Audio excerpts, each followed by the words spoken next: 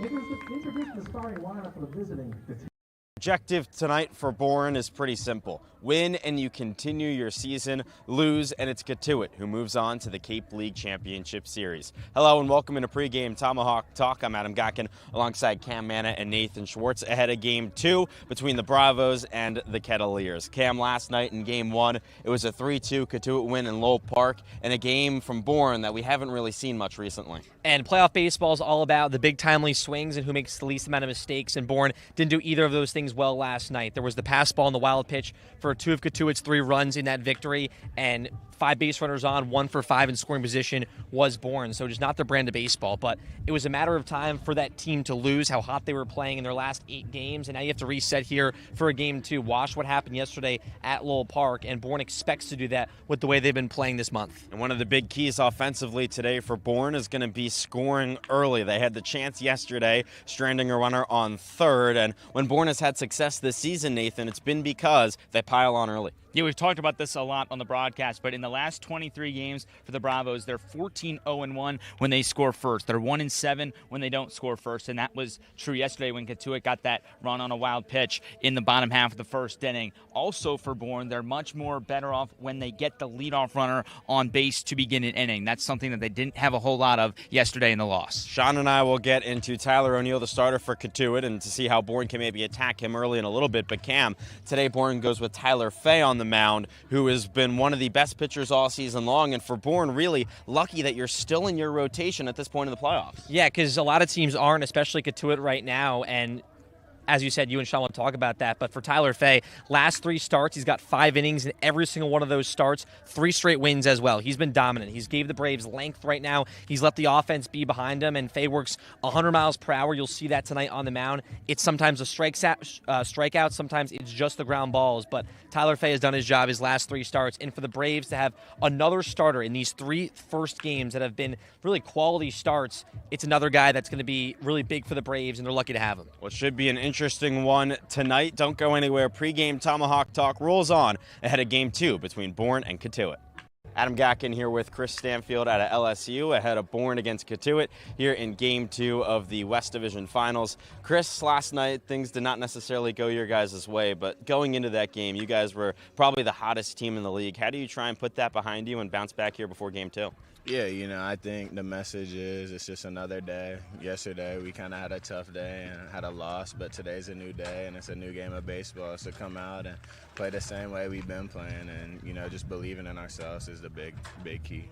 Something that you guys have that not many other teams do is this true starting rotation that you still have coming into the playoffs. Today you have Tyler Fay on the mound, who's been excellent recently. Does that give you guys more confidence earlier on at the plate, knowing that you have a pitcher who's been really good recently? Oh, yeah, 100%. All summer long, T-Fay and the rest of the guys have been dominant on the mound. And, that's been a big part of our run, pitching and defense behind them. So T-Fay on the mound today, we're really excited and looking to, get things in our favor. You go into a game today where, it is win or go home for you guys. How do you, at the plate, make sure that you're keeping your approach consistent?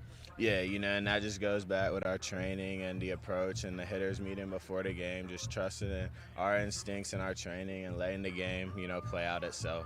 You guys have the most players who were on the opening day roster still here. There's 13 of you. How does that really, change things in the dugout? Do you feel like that's kind of helped you guys as the season has progressed? Oh, yeah, for sure. A lot of the guys here have been through it all, like you said, and that's a big part of it.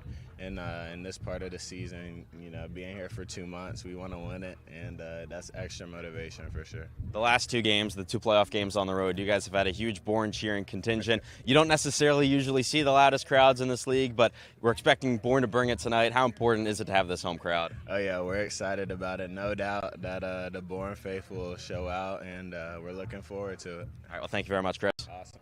Adam Gotkin now joined by Sean Brennan here on Pregame Tomahawk Talk as we continue to break down Bourne against Cotuit here in the West Division Finals. And Sean, last night, while the game may not have gone the Bravos' way, there was one thing that they did very well, and that was limit the Kettleers stars. For sure, and the key word there is limit, right? The Kettleers obviously have a ton of stars in their lineup, and Brandon Compton had 3 hits. Jaron Advincula, the batting champion in the regular season for the Cape Cod Baseball League, had 2 hits. And listen, sometimes those guys are going to beat you, but they held Tanner Thatch without a hit. He got on base twice with 2 walks.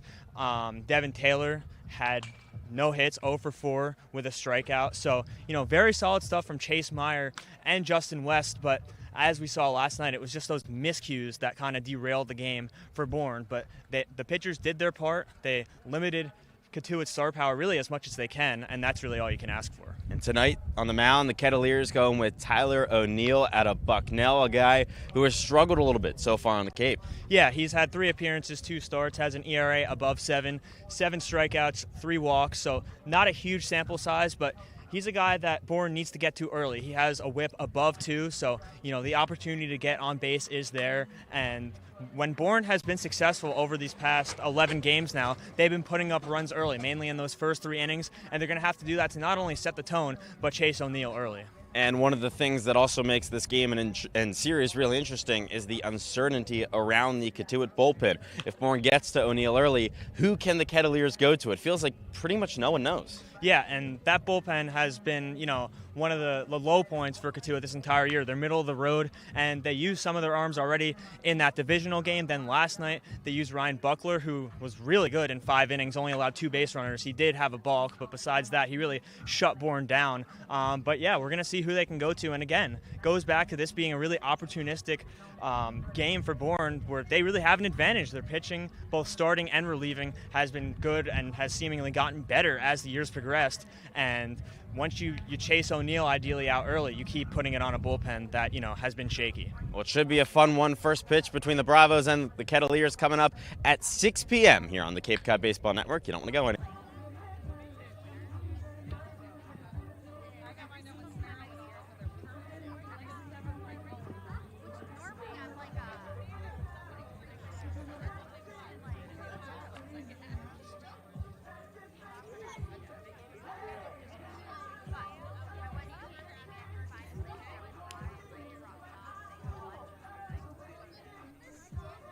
Most will say those are the best fans on Cape Cod, and they pack into Dorn Park for game number 2 of the West Finals. It's the Bourne Braves, it's the Cotuit Kettleers coming your way. Good evening, everybody, and welcome into some playoff baseball here from Dorn Park alongside Nathan Schwartz. Cam Mann with you. So glad you can join us. And last night was game number 1 at Lowell Park. The Braves now here at home playing for their season. Sudden death baseball on the line. It doesn't get much better than this, right? Win or go home for the Bourne Braves. Cotuit on the other side, a win, and they advance to the Cape League Championship for the first time since 2019. That was the last time they won it all as well. And this is going to be a great game. It's been a while since we've seen Bourne play here at Dorn Park. It was game 2 on Saturday of that doubleheader, but before that, it was a couple of days as well. So Bourne gets a familiar sight here at home in front of these great fans. And Cotuit comes here for the first time since July 14th. They have not lost a game here at Dorn Park this summer, and the guy looking to slow them down is the ready out of Alabama in Tyler Fay, who has 3 consecutive wins as a starter. And 3 consecutive starts going at least 5 innings. And he hasn't been the guy that get a lot of strikeouts. It's been a lot of ground balls for Tyler Fay, and that's going to be huge against the Cotuit order that loves to hit the long ball. They love to hit fly balls. He's going to have to keep the ball low in the zone, but he's been great at doing that, a 1.3 ERA in those 3 starts. And the Braves have 3 new guys in the lineup, not new to the regular season, but new to the postseason. David Lewis, Davis Gillespie, and Mason Neville make their first starts here in playoff baseball, and they have to get going very quickly. And for Gillespie, he's been here all year long, right? He deserves to play in a game like this. Lewis and Neville, on the other hand, they haven't been here the whole summer, but they were swinging the bat really well at the end of the regular season, just as everybody else was in this Bourne lineup. So it's good to get those guys back in this lineup, and let's see if they can provide a spark off the bench. And Mike Roberts and his Cotuit squad, they're looking to head back to the championship series for the first time since 2019. And this is an offense that's been very dangerous. But you look at Cotuit last night, they did the little things right to win that baseball game. Bourne not doing the small things to come out on top. A wild pitch to score their first run, a pass ball to score that 3rd run, and that was the difference in the ball game. Bourne only gets those 2 runs. Cotuit's pitching was able to stop the Bourne offense, and Cotuit, with those aided runs, they're able to take that game, and now they turn to Tyler O'Neill, who's been much better as of late, for a chance to head to the championship series. Well, it's game number 2 of the West Finals coming up here from Dorn Park. We cannot wait. Stick with us, 6 p.m. first pitch coming up here on the Bourne Braves Baseball Network. From Oregon, the left fielder, number 41, Mason Neville. Batting 7 from Southern Mississippi, the designated hitter, number 18, Davis Gillespie. Batting 8 from Arkansas, the second baseman, number 8, Cam Kojo. And batting 9 from LSU, the center fielder, number 3, Chris Stanfield.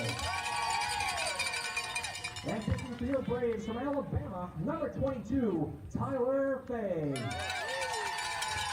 They are joined by their coaches, including our field manager, Mr. Scott Landers, coaches Jared Saltolamakia, Kevin Curtin, Tanner Simicki, and Quinn Stromberg. Tonight's pack kids are Tyler Denon and Kellen Stanton. Tonight's umpires are Sam Finn, Mike Hinojosa, Jonathan Lamatina, and Carmen Peretti. Now fans, please rise for our national anthem. Singing tonight's anthem will be Shea Riley and Kyla Riquier, who our Braves are thrilled to welcome back to Dorn Park.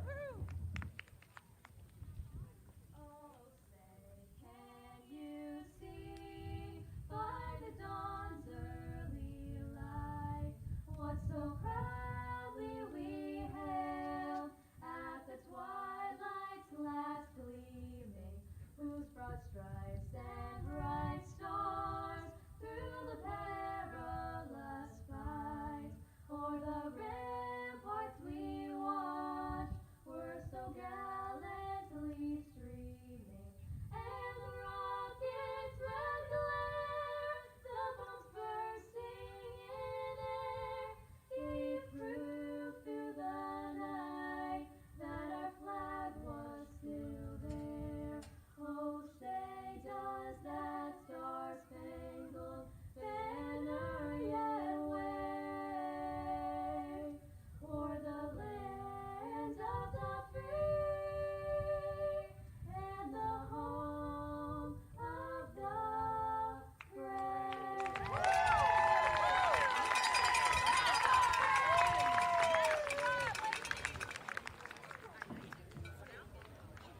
And for now, tonight's first pitch is 2023 Braves pitcher and Cape League champion Max LeBlanc. The Braves are excited to welcome back Max to the Cape and cannot wait to see him once again on the mound at Dorn Park.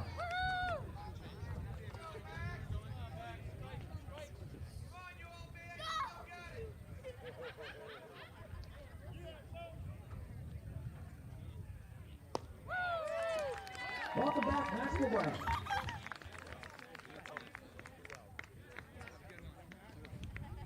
Fans, tonight's game balls are donated by Stephen Tracy Anzoni.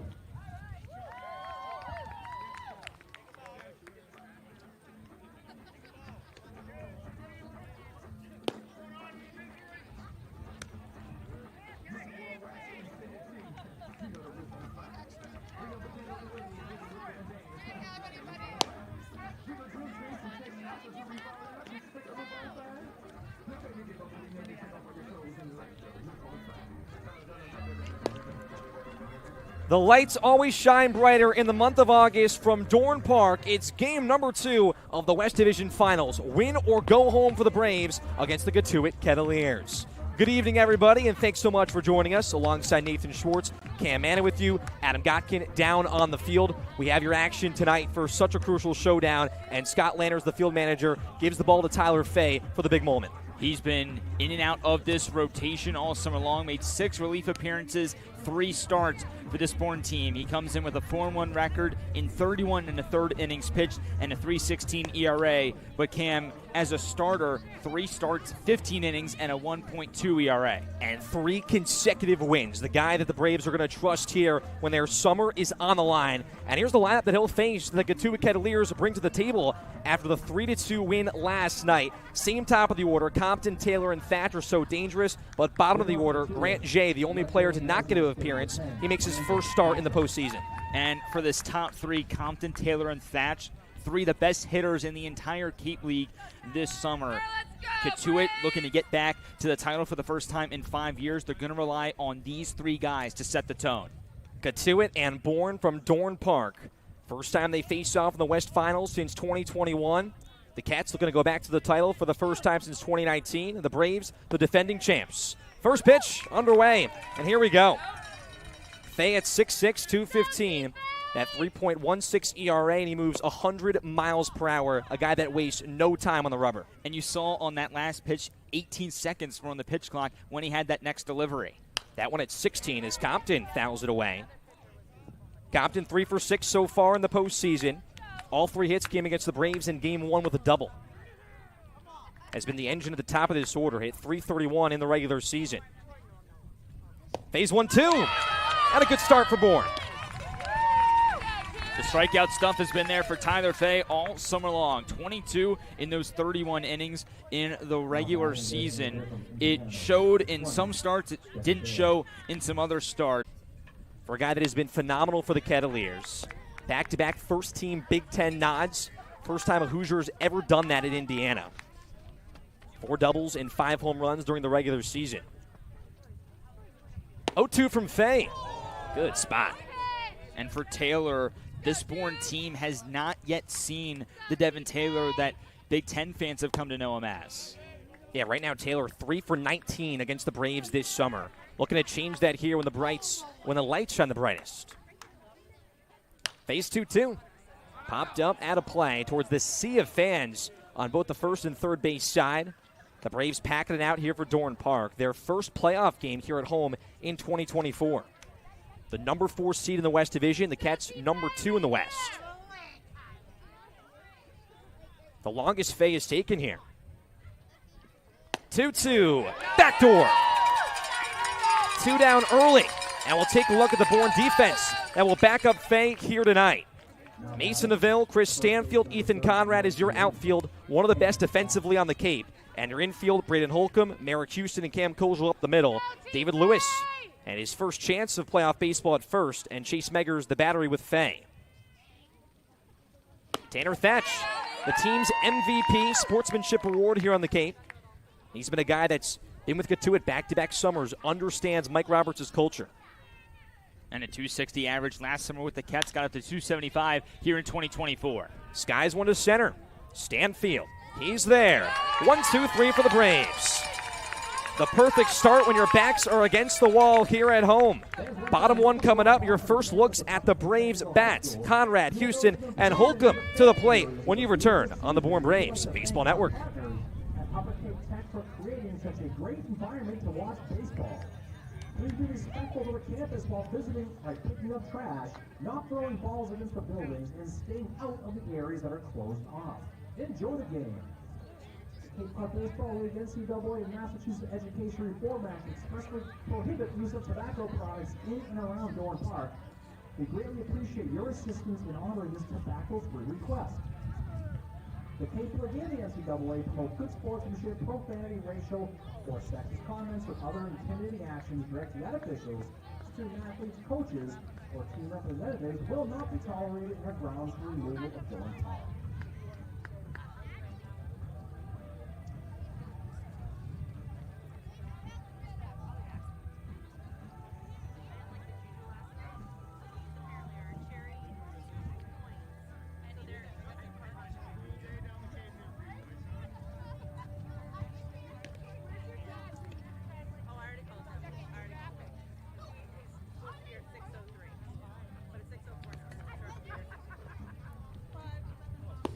The ready out of Bucknell in Tyler O'Neill gets set to make that mound his home here tonight. He gets the ball from Mike Roberts and the Kettleers in game number 2 of the West Division Finals. O'Neill, just his 3rd start of the summer. He was really the ace at Bucknell on 12 starts this spring and looking to bring it here and turn things around for the Cats. And for Cotuit this summer, 11 1/3 innings, giving up 9 earned runs. That's an ERA just north of 7 in those 3 appearances overall, 2 of them being starts. He hasn't walked a lot of guys. He also hasn't struck out a lot of guys. He's a contact pitcher, and for a Bourne team that made a lot of contact yesterday, that's promising. But for yesterday, this Bourne lineup, a lot of pop-ups. They were trying to do too much at the plate.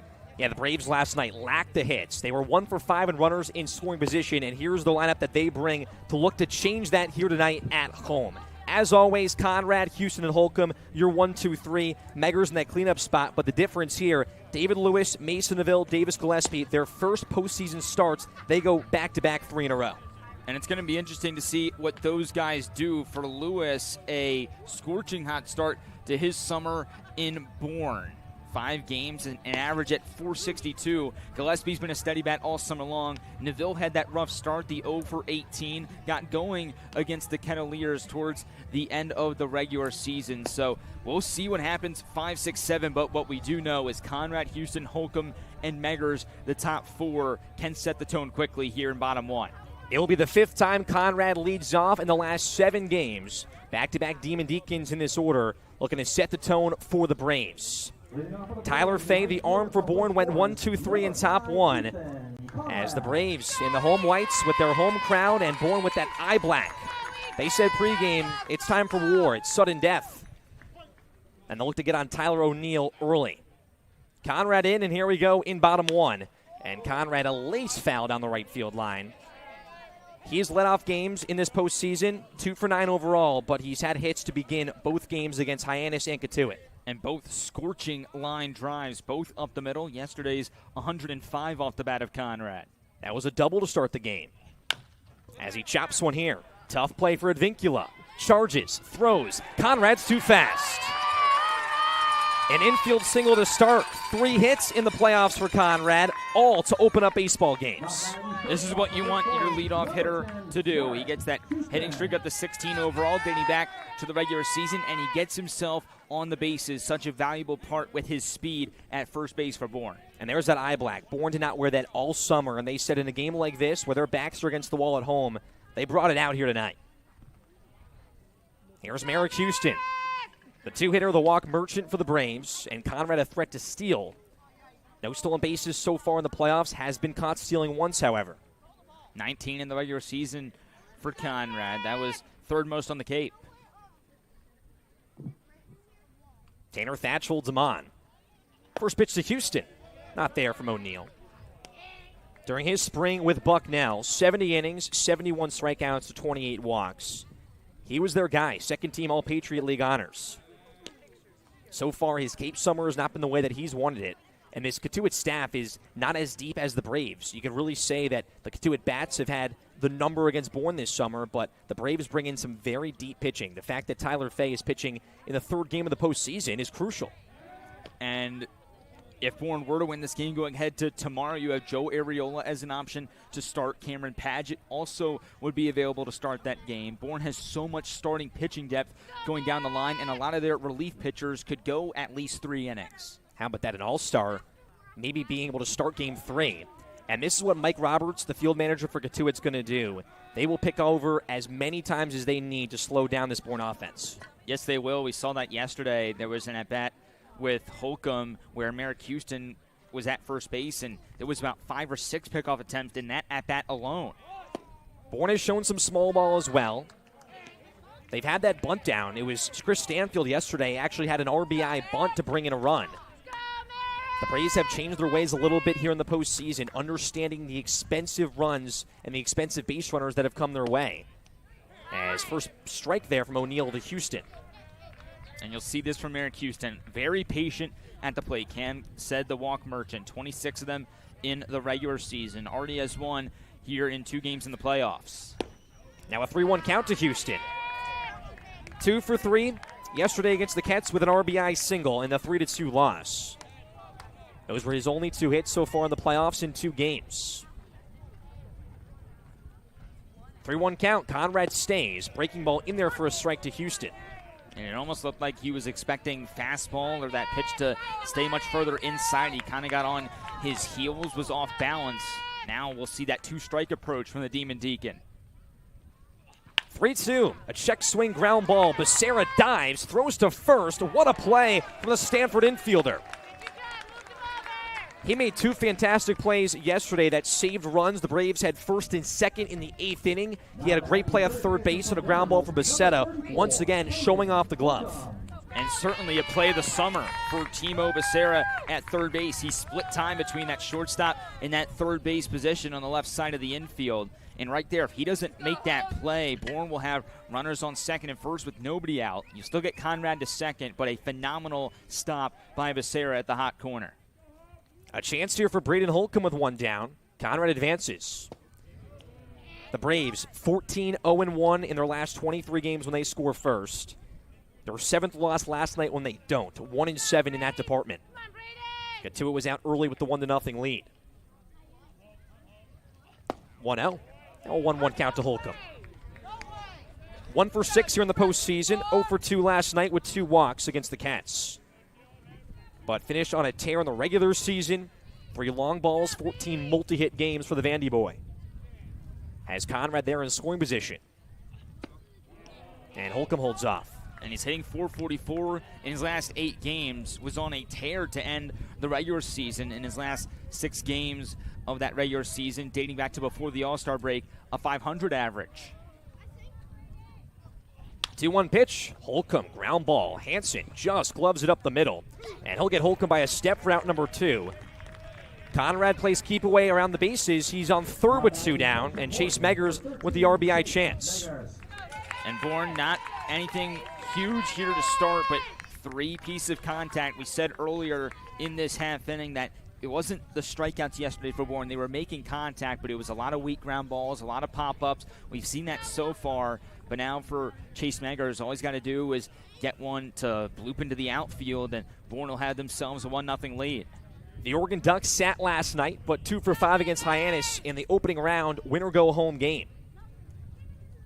Tyler O'Neill, a threat here from the Braves. 11 straight games with hits for Meggers in all 11 this summer. .342 hitter in the regular season. Had 5 doubles, a triple, 7 RBIs for the Braves. The 1-0. Meggers just clips it. It's going to be fouled down the line. And the importance of scoring early. Bourne understands that, especially here at home. Cotuit has that momentum after last night. The Braves have a crucial opportunity here, especially when the base runners were such a rarity last night. And we said this in the pregame Tomahawk Talk with Adam Gotkin. 14-0-1 is Bourne in the last 23 games when they score first, 1-7 in that stretch when they don't. A team that's 10-2-1 in their last 13 games. They've been scoring first. Meggers ahead here, 2-1. And Dorn Park active already. Packed out on the third base line, first base line as well. As Tyler O'Neill looking to work out of this here with Conrad 90 feet away. 2-1, way up top. Bourne was 1 for 5 yesterday with runners in scoring position. They left 6 base runners overall on base. And Cotuit scored 2 runs via the wild pitch in the pass ball in the 1-run game. 3-1, Meggers swings through it. Sweeping slider right there by Tyler O'Neill, 75 miles an hour, bottom of the zone. That ball just kind of hangs up there for a long time. But now Meggers has to change that approach, widen the stance with 2 strikes. Big payoff pitch early. Here it is. Meggers ground ball. O'Neill gloves it. And he's going to end bottom 1. 1 hit for the Braves, no runs. They strand Conrad 90 feet away. And it's what you expect from Cotuit and Bourne early on. Top 2 coming up. We'll send it down to Adam Gotkin in just a second. It's the Braves, it's the Cats in game number 2 of the West Division Finals.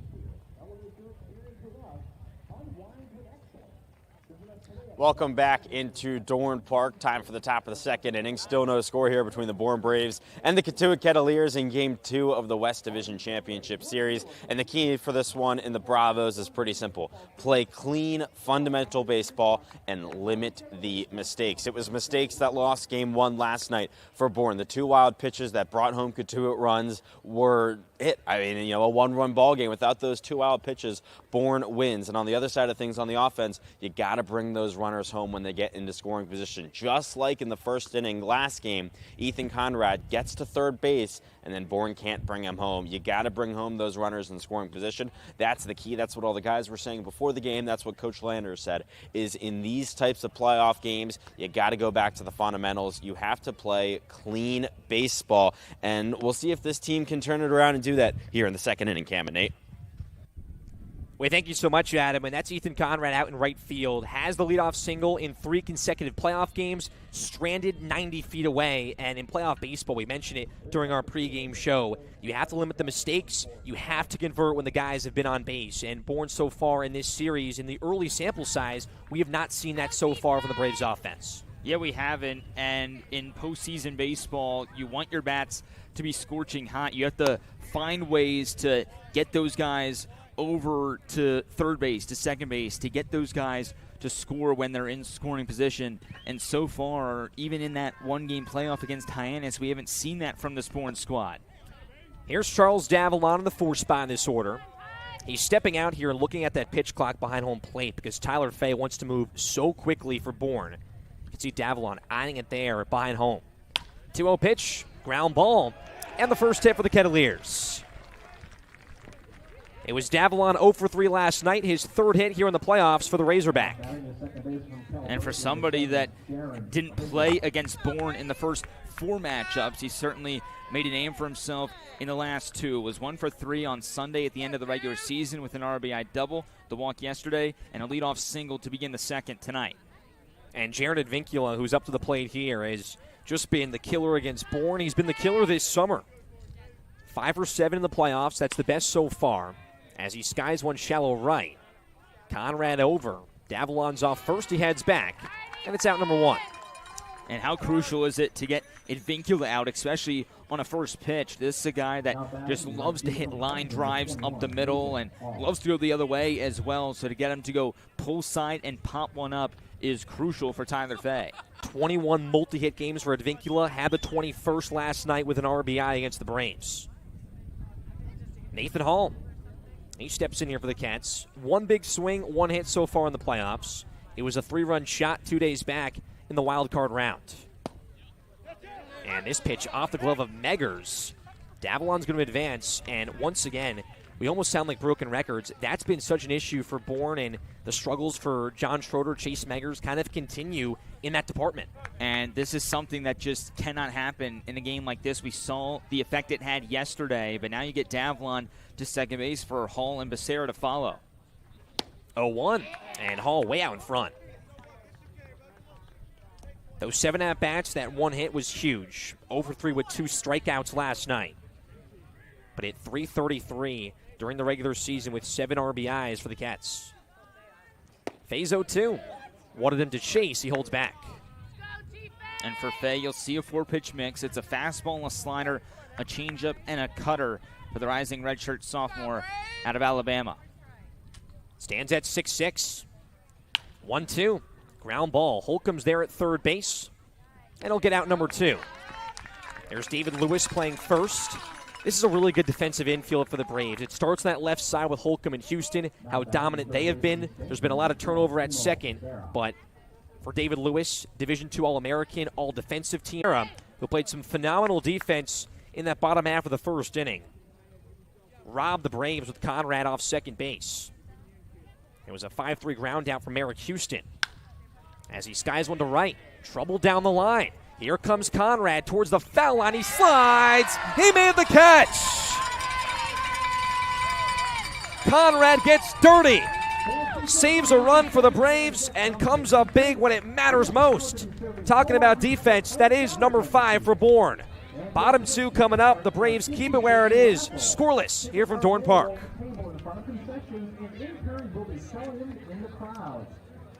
Prizes include gift certificates from tons of local businesses who are supporting the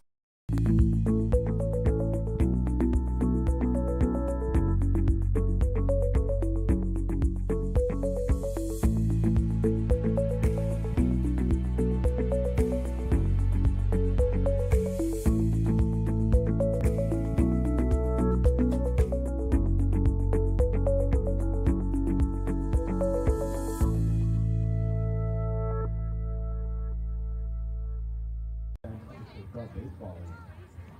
And fans, remember to visit our souvenir stand on the first floor of the press box to get your 2024 Cape League playoff t-shirt. You can purchase one just like the players wear, as well as all your Bourne Braves and Cape Cod Baseball League fan gear. Visit them today.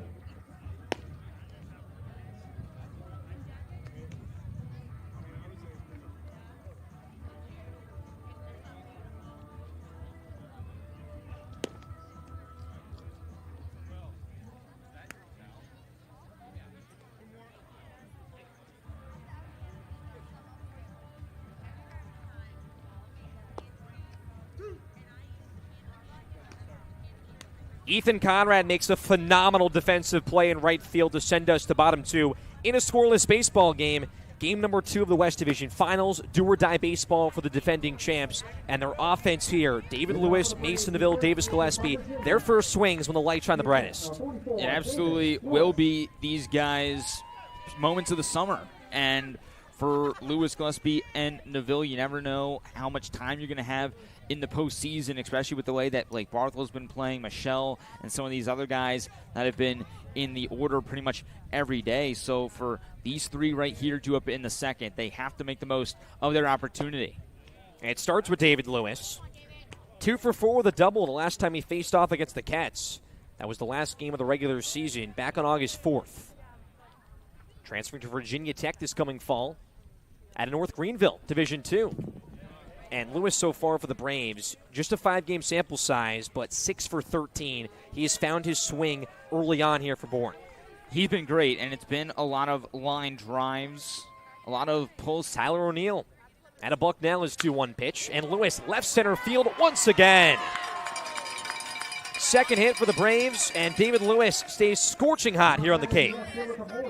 And this is why you put a guy like this in the lineup. If you're Scott Landers, you know he's going to have a good swing path. You know he's going to hit line drives. He's going to hit the ball hard like we've been talking about.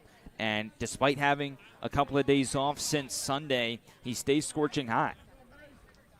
Mason Neville, another guy looking to get hot here for the Braves. These 3 hitters, we just mentioned it, new to the postseason, new here to Bourne relatively outside of Davis Gillespie. And once again, Mike Roberts and his Cotuit squad, they're going to be very wary, even though David Lewis is not the biggest base stealer for the Braves. It's still just a strategy, try and catch these base runners off guard, especially for Bourne, a team that struggled with runners getting picked off down the stretch. Mason Neville sees a first pitch strike. Only 4 stolen bases for Lewis at North Greenville.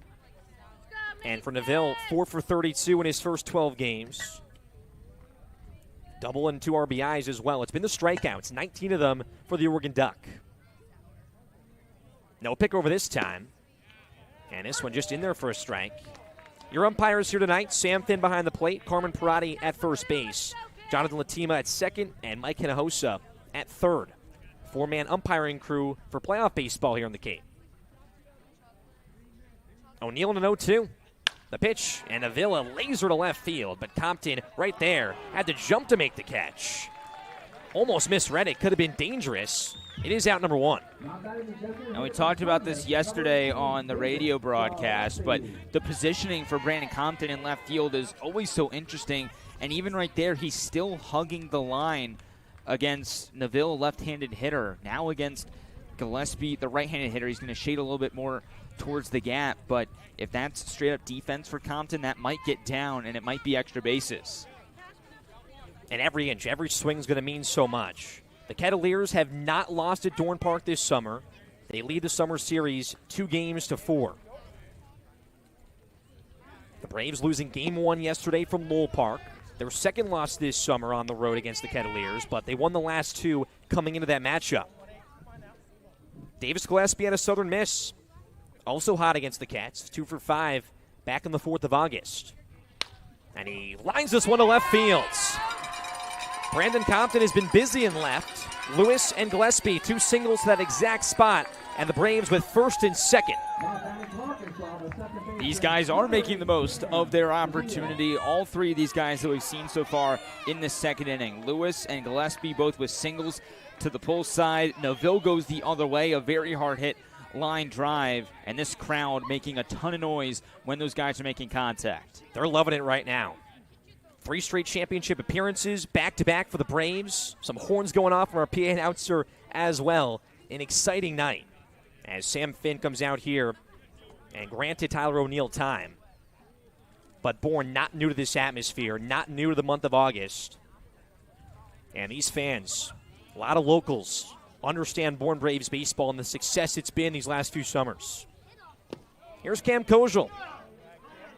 9 hits in his last 9 games. It's not been a hit streak. He's had the multi-hit battles. But back in this lineup for consecutive games. Sat against Hyannis. 1 for 3 last night with a stolen base against Cotuit. Bourne looking to strike first here at home. 1-0. in their first strike. An important quote here as Chris Stanfield's on deck, but he talked about it. This Bourne squad, the least amount of players to leave this summer on the Cape. He said, we've been through it all together. We know how much this moment is and how much the fans in this organization want a game like this to stay alive. And that is the same mentality for all the coaches, all the players, and the fans here in attendance tonight. The expectation is that Bourne wins this game and forces a Game 3 back at Lowell Park tomorrow night. Colza with 11 RBIs during the regular season. And a lot of breaking balls here from O'Neill. He's lost some trust in that fastball. Has been hit hard with that pitch in this inning. The single from Lewis, that lineup from Neville and Gillespie, all fastballs. And trying to use that slider and that curveball as the start pitch and the put away. 2-2. Went back to that fastball, just off the mark. Bourne 1 for 5 with runners in scoring position last night. 0 for 1 so far. Had Conrad 90 feet away in bottom 1. The Razorback here looking to strike for the Brave faithful. First and second, one down. 3-2, ground ball down the line. It's foul. Just to the right side of the chalk is Tanner Thatch picking it up in barely foul territory. That ball goes over the base and then lands just to the right of the chalk down the first base side. Would have been beneficial for Bourne. They would have had runners on second and third with 2 away. As Thatch likely would have just stepped on the bag himself. It also gives Kojo another chance, still in this full count, where he can try and get the bases loaded for Bourne. Chris Stanfield waits on deck. 8-9-1 due up for the Braves at the moment. Another 3-2 pitch here from O'Neill as he steps off. Crowd wanted a balk. Seemed like O'Neill just stepping off there with 10 on the pitch clock. Lewis and Gillespie both with decent speed. Lewis off second base. 3-2. This could be 2. Advincula to second for 1. Hanson to first base. 4-6-3. The Kettleers defense, their pitching staff, taking the life out of the Braves crowd. We've been through 2 at Dorn Park. Silky smooth on the defensive side for Cotuit, and it's scoreless between Bourne and the Kettleers. Smith, Jeff Trundy, and Todd Hilton. Bring your tickets today by visiting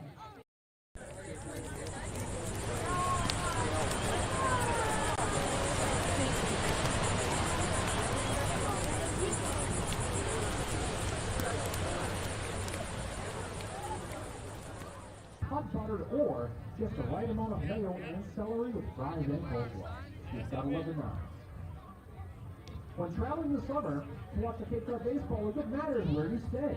Hampton Inns of Cape Cod aren't throwing any curveballs. Enjoy their free hot breakfast buffet, free Wi-Fi, relaxing indoor and outdoor pools, and of course their legendary Hampton beds, all backed with their happiness guarantee. With 2 convenient locations in West Yarmouth and Buzzards Bay, you'll never miss a game this summer.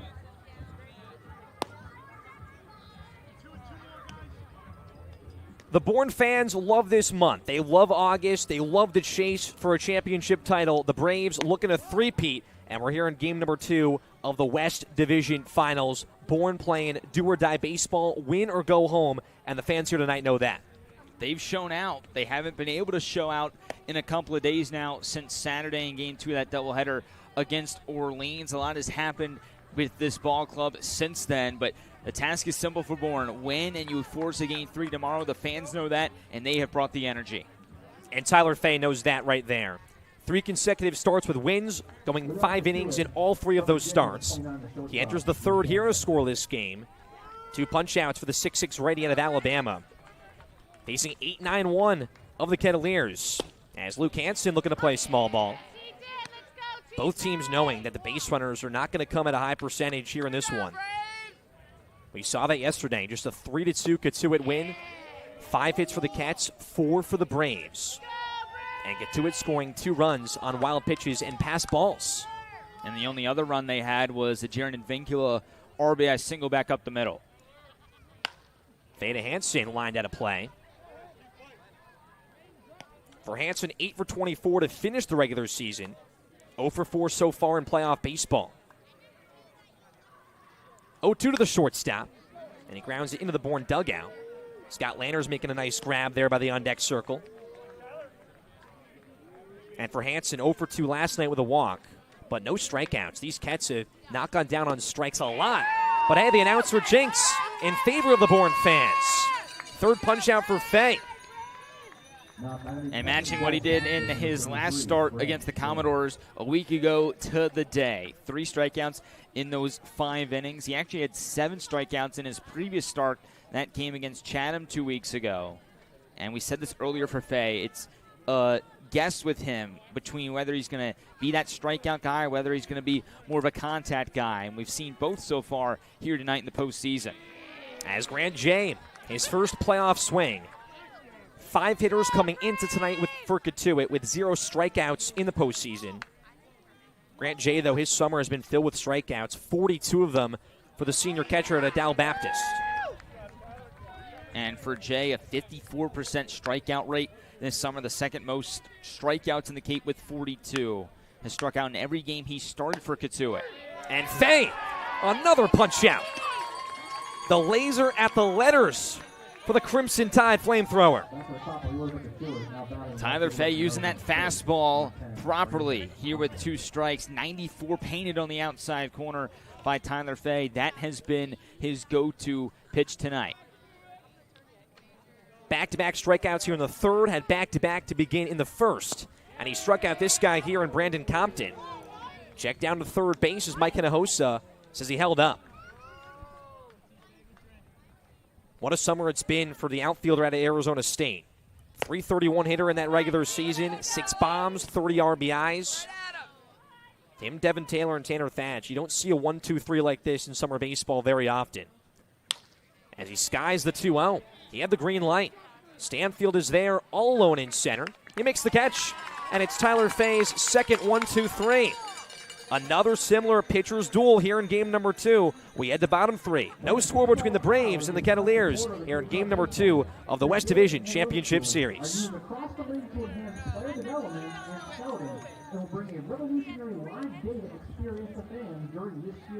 Here at the Mass State Lottery, we're known for our monster wins. But there's no bigger win than the $1 billion we provide each year to support all 351 cities and towns in Massachusetts. In our game, we know that supporting local businesses and helping communities is how we all win. Because at the lottery, we're all playing for the home team. The Mass State Lottery. Welcome to the state of winning. Contributing to the health and vitality of its communities. Cape Cod provides a full range of banking solutions, including personal and business banking, investment management, trust services, and especially residential mortgages. Cape Cod is community banks committed to service. Franklin Sports is once again the official batting glove of the Cape Cod Baseball League. Throughout the summer, all Cape League teams will be wearing their own custom-made batting gloves, courtesy of Franklin. From the Cape League to the Major League, all hands on deck. Wilson Cat is proud to support the Cape Cod Baseball League. From paving and landscaping to recreational boating and facility management, Wilson Cat has the right equipment, parts service, and technology to keep you working. Visit wilsoncat.com to learn more. The righty out of Bucknell in Tyler O'Neill has done his job so far. To begin innings, it's not been the best. Back-to-back leadoff base runners, but the Braves have stranded 3 runners here to begin as we enter bottom 3. And 2 in scoring position. That's the stat we'll keep an eye on. It was Conrad at third base in the first inning with 2 outs, and then Lewis at second base in the second inning with only 1 out. O'Neill gets that 4-6-3 double play after the near fair ball down the right field line by Cam Kojal. And now Chris Stanfield comes to lead off the third inning, who was locked in during batting practice a couple hours ago. 9-1 suit for Bourne, and locked in may be an understatement for the LSU outfielder. Stanfield, usually a smile on his face, lively guy. He came to home plate. His first 4 swings, lasers to left field, center field, wherever it was. He was locked in this afternoon. 0-1 from O'Neill. 2 quick strikes. He's back to the heater. And Stanfield said at pregame, this team has been together all summer. They understand this moment. They do not want to go home here tonight. Looking to lead off Bourne. And he holds off. And during that batting practice rounds for Stanfield, not one bad swing. Everything he was hitting hard. He was going the other way. He was going up the middle. And he was hitting the ball into the left center field gap. He even got 1 or 2 over the fence. 1-2. O'Neal just misses. Stanfield, the hero in the wild card round. Had that crucial 2-run home run. Has 4 RBIs here in the playoffs. Leads the Braves in that category. He's been their second leadoff hitter, their engine at the bottom of this order. 2-2. Laser down the line. Just foul. Just left of the chalk. 95 off the bat from Stanfield. Inches. And that's the bat speed we're referring to by Chris Stanfield. That was every swing in batting practice before today's game. Has that protective swing. 2-2. And there's the single for Stanfield. He continues to step up here in the playoffs. The Braves' 4th hit. And once again, a 3rd consecutive leadoff base runner. 98 miles an hour out the bat right there for Chris Stanfield. 95 goes foul. 98 finds the gap between the 5-6 hole. That's Stanfield's 3rd hit of this postseason. And as you said, Cam, another leadoff base runner for Bourne. This time they've got to find a way to get him home. And Stanfield can run. 14 stolen bases. Yesterday when he was on base, Mike Roberts, the field manager for the Cats, went over there 5 times. There's number 1. We'll keep count.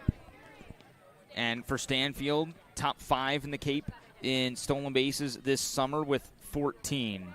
Hasn't taken off a whole lot as of late, and really nobody has for Bourne in the postseason. Scott Landers has been much more calm in that regard. Here's the top of the order in Ethan Conrad, the guy that's second on the Cape in stolen bases back in the regular season. Got MVP chance 2 nights back, hit .385, which was second on the Cape behind Jaron Advincula, the Cotuit second baseman. And O'Neal back to Stanfield. That one's close. And Bourne has struggled this summer avoiding getting picked off. And it's been Stanfield a couple of times that's been picked off. A couple sliding back into the base, and one time in between first and second base, he got himself in a rundown. 1-for-1 is Conrad. Began the game with a single. Stranded on third. Stanfield for the 3rd time he's back. Chris also said, too, after a loss last night, how do you respond? And he said, you just got to reset. Play your brand of baseball. And Bourne's done that. 10-2-1 in their last 13 games. And they're keeping a long eye on Stanfield. He said we'd keep count. That's 4 right now between O'Neal and Stanfield. And for Conrad, only down in an 0-1 count. It's always got to be tough for the hitter in this situation. You're just waiting to see a pitch. Keeping my tally on my book. There's 5. So you put that cross, and you got that little bunch right there. You learned that in 3rd grade math class. Maybe even 1st grade. I don't think, really? Maybe. I mean, tally's pretty simple. That's the Maryland education, I guess it is. Top 3 in the country. 0-1 pitch as Conrad here looking to keep this rally going for the Braves. 4 base runners, 4 singles, and they want to now advance this. Once again, 1 for 5 with runners in scoring position last night. 1-1. Beautiful pitch. And Conrad, for his season, obviously got off to that scorching start, then hit a lull, was 8 for 39 at one point, was swinging at some bad pitches. Now recently his 2-strike approach has been much better. We'll see what he does here. Throughout the postseason so far, we talked about it earlier, would get a hit in his first at-bat and then go radio silent the rest of the game. Would go 0 for 4, 0 for 3, and the strikeouts have been there as well throughout the first 2 games. O'Neal has him in a 1-2. Conrad laces it down the line towards the corner, has some distance, it bounces and skips over the wall, and they're going to call it foul. Carmen Parati at first base calls this baseball foul down the line. That one awfully close. At first you think ground rule double, and Parati says foul ball. And just an unlucky tail right there for Bourne. A little bit of wind here today. That ball for Conrad, a lot of top spin on and a lot of side spin as well, so it's drifting towards that foul line. But Parati, a great angle down the line. With the 4-man crew, he's able to keep his positioning down the right field line, and because it hits in that warning track area, an even better spot to see where it lands. Another 1-2 to Conrad. He stays alive. Game 2 of the West Division Finals. The Kettleers looking to go back to the title round for the first time since 2019. The Braves looking to three-peat and be one of 4 teams to do that in the Cape League's 101-year history. 2-2, hit and run to perfection. Nobody at shortstop. Stanfield to second, Conrad to first. Coaches, players, hit and run right there. It was just to perfection there for the Braves.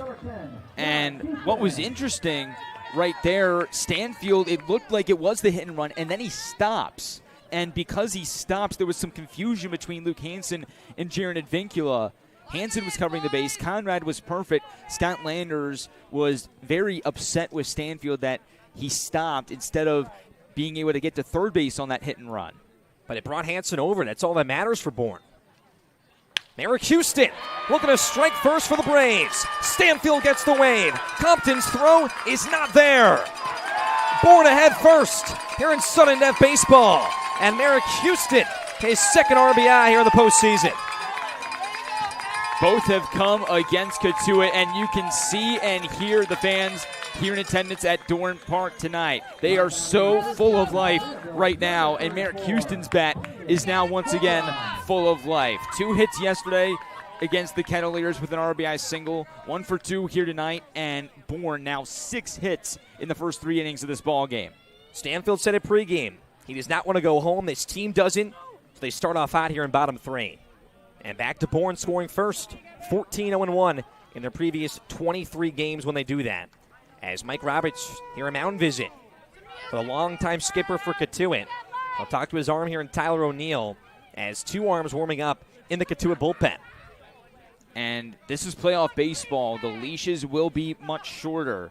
Already 6 hits for Bourne in this ball game. 1 in the first, 2 in the second, now 3 to begin the third. Still nobody out. Runners on second and first, and one of the hottest hitters in the Cape coming up in Braden Holcomb. Cotuit's got to be very careful here. You don't want this to get too far away to where the crowd gets into it and there's not a chance to be able to come back later.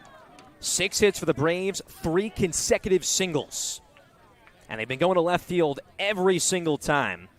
And Merrick Houston delivers as Braden Holcomb, that guy right there, going to be a sophomore at Vanderbilt. His summer has been the definition of delivering for the Braves. As Cotuit will go to their bullpen here. Tyler O'Neill and his night will come to a close. The Kettleers head to the right field pen in a 1-0 baseball game. Nobody out here in bottom 3, and the Braves looking to extend against the righty. Cooperation, respect, teamwork, friendship, and confidence. The Cape Cod Baseball League is honored to have benefited from their support for 30 years. Netting professional. Get ready for big results with our small machines. With more power, performance, comfort, and savings. They're ready for every job. And we're ready with plenty of inventory, the best support in the business, same-day parts availability, and locations across the Northeast. So you can always be ready to work. Milton Cat, always ready. Some bugs can really get under your skin, like mosquitoes and ticks. Mosquito Joe offers customized treatments, including eco-friendly, to help keep those bugs away for up to 21 days. Guaranteed. Mosquito Joe makes outside fun.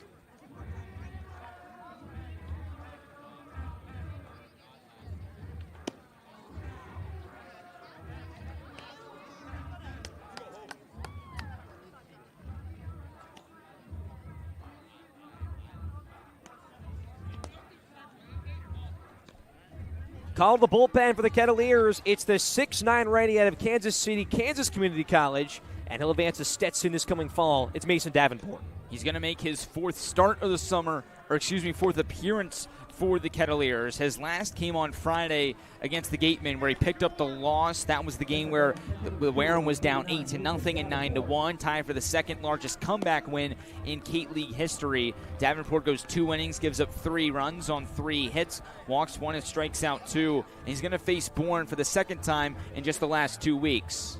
That last appearance on the 26th, 1 2/3 innings pitched, 1 hit, and no earned runs, had 3 strikeouts. But Bourne here threatening. Already 1 run on the Merrick Houston RBI single. They have first and second. They have nobody out, and they have the man, Braden Holcomb, who has 14 multi-hit games throughout the summer. Hit .444 in the last 8 games coming in. Had a hard ground ball to Luke Hansen at shortstop back in the first inning.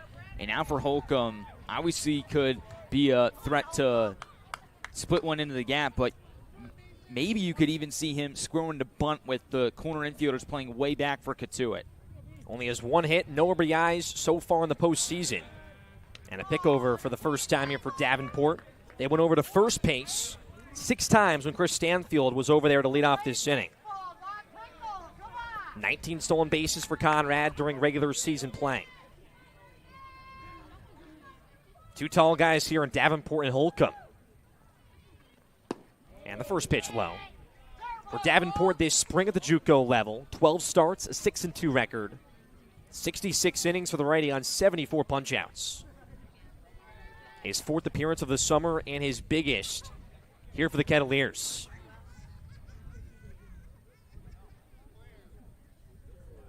1-0 pitch to Holcomb. Swing and a miss. Up there on the cheddar. 91 top of the zone. We've seen the fastball slider so far, also a change-up for Davenport. Big spot here as he enters this game with 2 runners on and nobody out. Houston the RBI single. Conrad the single as well on 3 consecutive for Bourne. Holcomb showing bunt. Even though he's that big hitter, 3 bombs, the leader in RBIs for the Braves, Bourne likely could go small ball here. And you always want to keep the defense guessing, even though Holcomb might not actually square. Want to put Becerra in a bind over at third base. 2-1 pitch. There's that bunt. Going to be a strike. Holcomb held back. Those were tough pitches to lay down. Those outside painted pitches. That one there at 82 on the slide piece away. And it's a good idea by Scott Landers in Bourne, but also at the same time, you almost take the bat out of Holcomb's hands in a spot like that.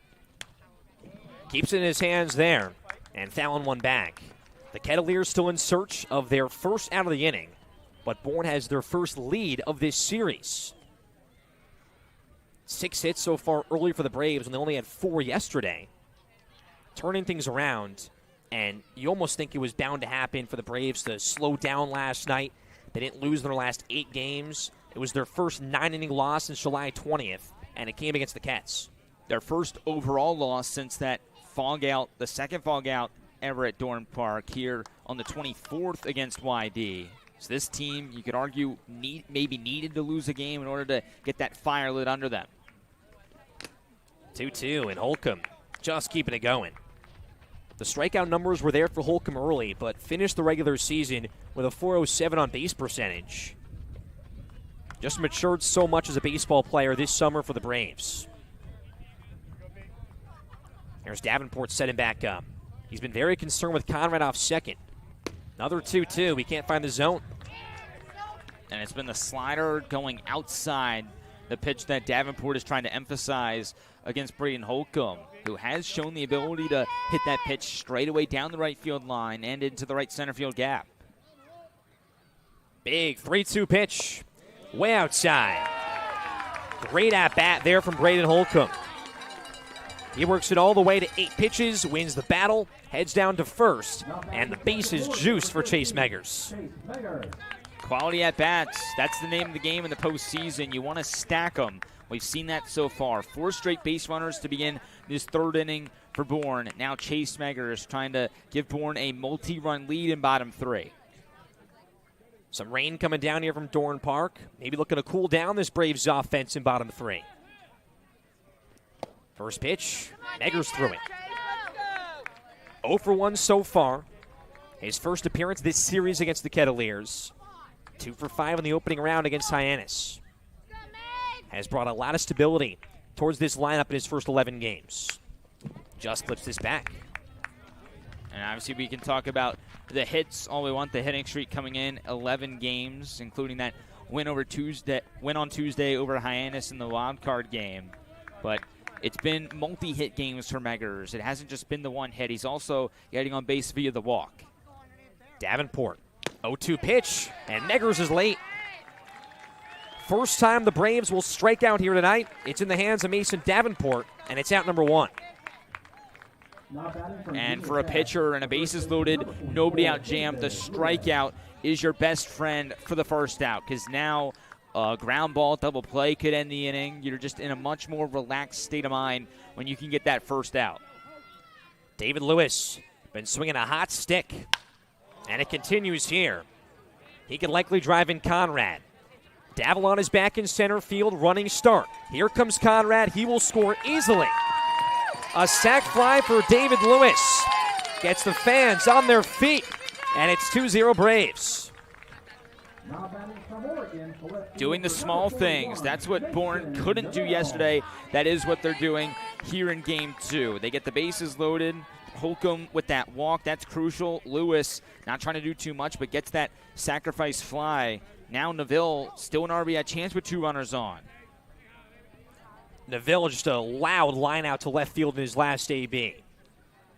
A 2 spot for the Braves in bottom 3. The Oregon Duck looking to extend, as Davenport is asked here in a big spot early on in this game.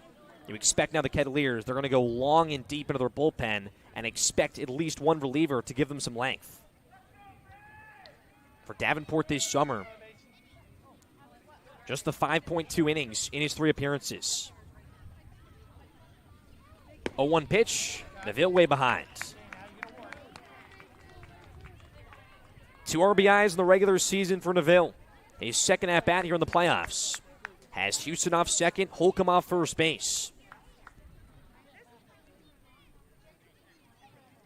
2 down for Davenport, the 0-2 pitch. Swing and a miss. Second punch out for Davenport. He gets out of a big jam here in the bottom of the 3rd inning. But the Braves get 2. Merrick Houston, the RBI single, and David Lewis, the sac fly. After 3 from Dorn Park, a 2-0 Bravos lead in Game 2 of the West Division Finals.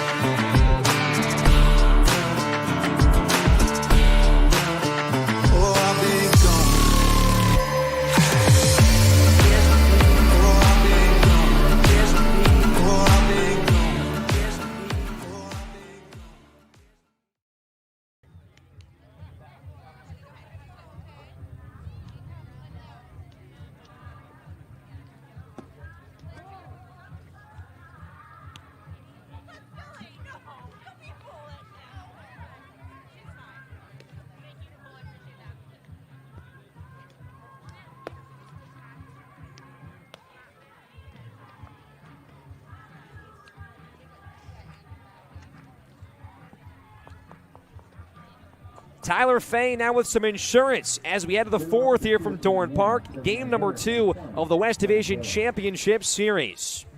Fay, 3 consecutive wins as a starter, has been so reliable for the Braves. And only 1 hit allowed so far in his first 3 innings of work. 4 punch-outs as well for the righty out of Alabama. And his first pitch here to Devin Taylor. Taylor still in search of his first hit here in the playoffs, his first time on base. 0 for 9 after the strikeout in the first, as he grounds one to Houston. And a smooth play for the Demon Deacon for out number 1. This defense for both sides has been clicking on all cylinders to begin. You had Conrad in right field in foul territory earlier in the game. Both middle infields have been great, and that's the name of the game in the postseason. Clean defense paired with situational hitting. And the situational hitting was there for the Braves in the bottom half of the 3rd. Merrick Houston with an RBI single. David Lewis, a sac fly. Bourne up early here, and the first time they have a lead in the playoffs against the Kettleers. Tanner Thatch, hard grounder foul. And Fay, first pitch strikes. He's been ahead 0-2 so many times. And we've seen that throughout the summer so much. Him getting ahead, him working quickly. It's hard to adjust when you're the hitter. When Fay's attacking the bottom of the strike zone, you're going to get a lot of foul balls with Fay on the mound. And sometimes you're just not going to be in that right state of mind when you're so worried about Fay going fast with the quick pitch. 0-2 to Thatch. Fay just misses. The guy on deck there in Charles Davalon, he'll look at that pitch clock behind home plate so often, wait until 15 seconds to step in to slow down Fay. But Thatch can't slow him down. Punch out number 5, and there's 2 down in top 4. Once again, Fay just working quickly. It's a recipe for success, and it's been a recipe for success all summer long for the right-hander. Keeping the ball down and away with that fastball and the slider. Those have been his best friends here tonight with that 4-pitch mix. That rain coming down here at the moment from Dorn Park. It's been cloudy, it's been dark, it's been rainy so far in the postseason. But the fans have not moved. They have come prepared. Umbrellas. Some fans that are just let it come down right now. But nothing going to stop this game from being played. Not going to be a lot of hard rain. As Davalon pops this one up, foul territory. No room for Holcomb and out of play. And there's just going to be rain every day. The remnants of the hurricane coming through up the coast right now. There's really nothing you can do about it other than just play some baseball. It's been a lot cooler as well in the mid to upper 60s these past 3 days. Fay, he's going to lace Davalon here with the 0-2 pitch. He'll be a base runner for the Kettleers. Fay's control has been great this summer, just the 5 walks coming in. And that's the first free pass that he'll allow here tonight. Just the second base runner for the Kettleers. And now Jaron Advincula coming to the plate, who's been so good at prolonging innings this year. 51 hits in the regular season, the Cape League batting title winner. Not the guy you'd want to see here if you're Tyler Fay. 2 for 3 with an RBI last night against the Braves. The only RBI Cotuit had in the 3-2 win. Rising sophomore at Cal Berkeley. 5 for 8 now here in the playoffs. Here's Fay's 1-0. And Fay almost slipping there off the mound on the right side. And for Advincula, he can do it in so many different ways. He has the speed to be able to lay down a bunt on either side. He has the ability to put one down the line and leg it out for a double or a triple. But what he's going to do most times he's at the plate is he's just going to hit the ball hard. Has a hitter's count, fouls off the 2-0. Been a lot of singles. Had some extra base hits in July, finished the season scorching hot, and just 1 error all summer long. He's been phenomenal at second base for Cotuit. And that 1 error came in the last week. What a summer for Advincula. 2-1. And Fay in another 2-strike count. One of the best summers by anybody, certainly in the MVP conversation down the stretch for both Cotuit's team award and the overall league award. The one thing for Advincula, though, you're not going to get a whole lot of extra base hits. Only 1 home run for the second baseman out of Cal. That also came in the last week post-All-Star break. 2-2, and another single for Advincula. Davalon to second, gets the wave to third base. Conrad's throw into third base is not going to be in time. A single for Advincula, the second hit for Cotuit, and Davalon goes first and third. The Kettleers in some business with 2 down. This is what Jaron Advincula does, and for Fay, you can't throw much better of a pitch. It's a slider down and in. Advincula just has a better swing. It's a pull side ground ball, but Lewis, with holding on Davalon at first base, isn't in the best position to get that ground ball, and now Cotuit trying to get their way back into a one-run game, has their first run just 90 feet away. And Nathan Hall, the last time he had 2 runners on like this was the wild card round, a 3-run shot against the Gatemen. First pitch is just going to miss. That's the only hit for Hall so far in the playoffs. 7 RBIs, a .400 on-base percentage in the regular season for the rising junior out of Clemson. First time Tyler Fay's been in a jam. Important strike. And just continue to work ahead, pump the strike zone. Fastball, slider, changeup, cutter for Fay. The fastball, slider have been his go-tos throughout the first 4 innings. Advincula not going, and Hall swings through the 1-1. If Fay gets this strike here, he'll enter the 5th inning for his 4th consecutive start. He's been through 5 his last 3. And nobody warming up in that Braves bullpen. 1st and 3rd, 1-2, 2 away. As Hall chops this one, very shallow, and it's just going to roll foul. A very smart idea from Braden Holcomb. But you can't waste too much time there. Very close to the third base bag. Holcomb just reads it perfectly when it went foul. And it's tricky because if he lets that ball go, you never know if it's going to hit a cleat spike in dirt, roll back, and touch the bag. And in that case, it would have brought home a run for Cotuit. You heard Chase Meggers yelling, let it go, let it go, let it go. Perfect communication between those two guys, and it gives Fay another chance with 2 strikes. And such a crucial spot in this game right now. Bourne gets the 2-0 lead. Cotuit looking to respond quickly as the momentum shifting to the home crowd. 5 punch-outs for Fay. His 1-2, number 6. And it's a big one for Tyler Fay. Gets through 4, and the Braves a 2-0 lead as Cotuit strands 2. The Braves crowd on their feet as we enter bottom 4 here from Dorn Park.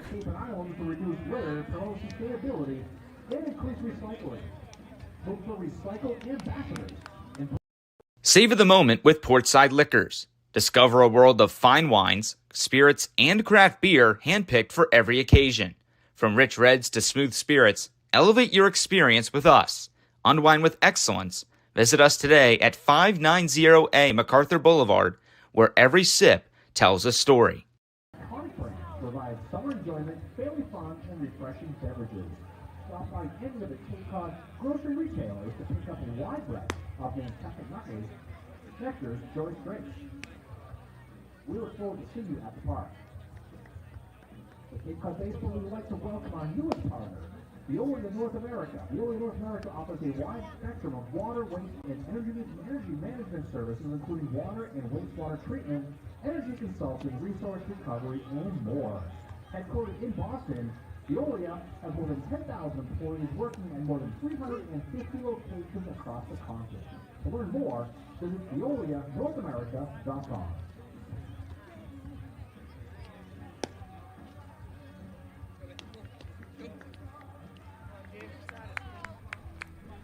Mason Davenport back in the bump here in such a crucial spot for the Kettleers. The relievers only got 5 2/3 in 3 appearances this summer, and Mike Roberts asks for some length here in game number 2 of the West Finals. The Braves a 2-0 lead. Tyler Fay, their starter, he gets through 4, and if you're just joining us, gets out of such a big jam. 1st and 3rd, 1-2 count, his 6th punch out of the night. Here's Davis Gillespie for the Braves, 7-8-9. And Gillespie, his first AB in the postseason, back in the 2nd, his first hit. And a hard hit ball left side. Gillespie had his Southern Miss. A very consistent summer for the Braves, hit .268 on 5 doubles.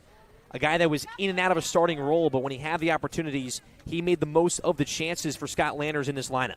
6 multi-hit games for Gillespie, 22 appearances in that regular season. And for a .270 hitter, you think he'd be playing more than once every 2 or 3 days, but that's just the way this season went with the loaded outfield that Bourne has had all summer long.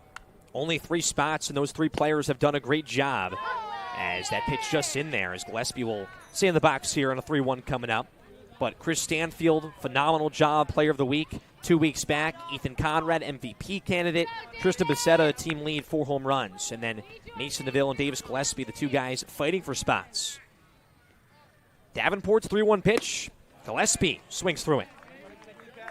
And you had Holcomb at the beginning of the year playing a lot of outfield as well. So there's just so many guys. You had Landon Vitterick here as well that had to fight for spots, and it was Gillespie that was producing but just kind of got lost in the shuffle. Stays alive here and looking to produce here tonight for the Braves. Has hit against the Kettleers very well. 2 for 5 with a double and an RBI back on August 4th. That was the last game of the regular season. Bourne took down the Cats 11-5. They won their last 2 at Lowell Park until last night in the Game 1 loss. Another 3-2. Gillespie can't catch up. And Mason Davenport, reliable out of the bullpen so far, his 3rd punch out to the last 4 batters. Now batting, the left fielder Bourne. And this is what you need from your first reliever, just some stability and length. And for Davenport, getting that starting experience at the JUCO level the last couple of years, he could provide you that length. He could pitch all the way up until the 7th of the 8th inning if you needed him to in this ball game. 80-plus strikeouts at Kansas City, Kansas Community College. He'll advance to Stetson this coming fall, as Cam Koziel can't find the help here on that fastball. 94 there from Davenport. Koziel, a 4.63 killer double play back in the second when Bourne had first and second with one out. Bourne coming into that third inning. They were 0 for 3 with runners in scoring position tonight. 1 for 5 last night. That finally changed from Eric Houston and David Lewis. The two to give the Braves a 2-0 lead. Koziel backs away.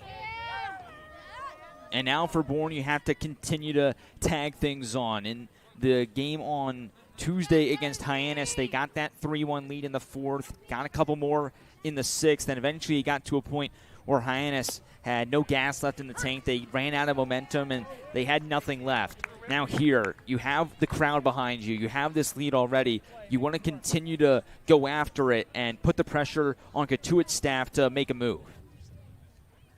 Davenport to Koziel. Big swing to center, but not too deep. Davalon is there, and it's out number 2. But back to that point, Nathan, the Braves are kind of that wounded animal here tonight. Not a lot to lose. Their season on the line. Cotuit knows they have tomorrow at the very least, and the Braves with a lot of urgency here early. It almost helps Bourne in that regard, knowing that it's win or go home. Cotuit has that thought in the back of their mind that, you know, even if we lose this game, we're back at home tomorrow in a Game 3 setting, and we play really well at home. Bourne, on the other hand, they know that they're desperate. They're in desperation mode right now. They're going to be playing loose, but they're also going to be pressing at times if they're down in this ball game, knowing that this could be it. And Stanfield knew that in bottom 3. Leadoff single, he scored the first run. And Stanfield out in front here. Davenport in a groove right now. It was Tyler O'Neill to begin, did not give the length and the needed ability for the Kettleers in his third start of the summer, with now a 9+ ERA. 0-2, chin music to Stanfield. 6 hits for the Braves. It's been the singles. All 6 of the hits for the Braves have been those singles, and 5 of them to left field. Stanfield just check swinging here on the 1-2 pitch. It's going to be tough to get extra bases, though, here tonight with now the wet grass and just the way the temperature is. It's in the 60s. Not a lot of balls are going to carry. You're going to have to really hit one hard into the gap to get extra bases. And this game here, we're in August. This is not that August weather. We mentioned that hurricane that is coming in at the moment, but rain every day. This is the first time there's been a playoff game with batting practice before the game throughout these first 3 games. 2-2 to Stanfield. Laces it to center, but right at Davalon. He makes the catch. And Davenport, a 1-2-3. The first 1-2-3 for the Cotuit pitching staff here tonight. We got a good one so far. 2-0 Bourne. 5th inning coming up. And it's Game 2 of the West Division Finals. Marty Chevrolet is your dealer for the people and proudly supports Bourne Braves baseball. See all our cars and trucks at martychevrolet.com and go Braves.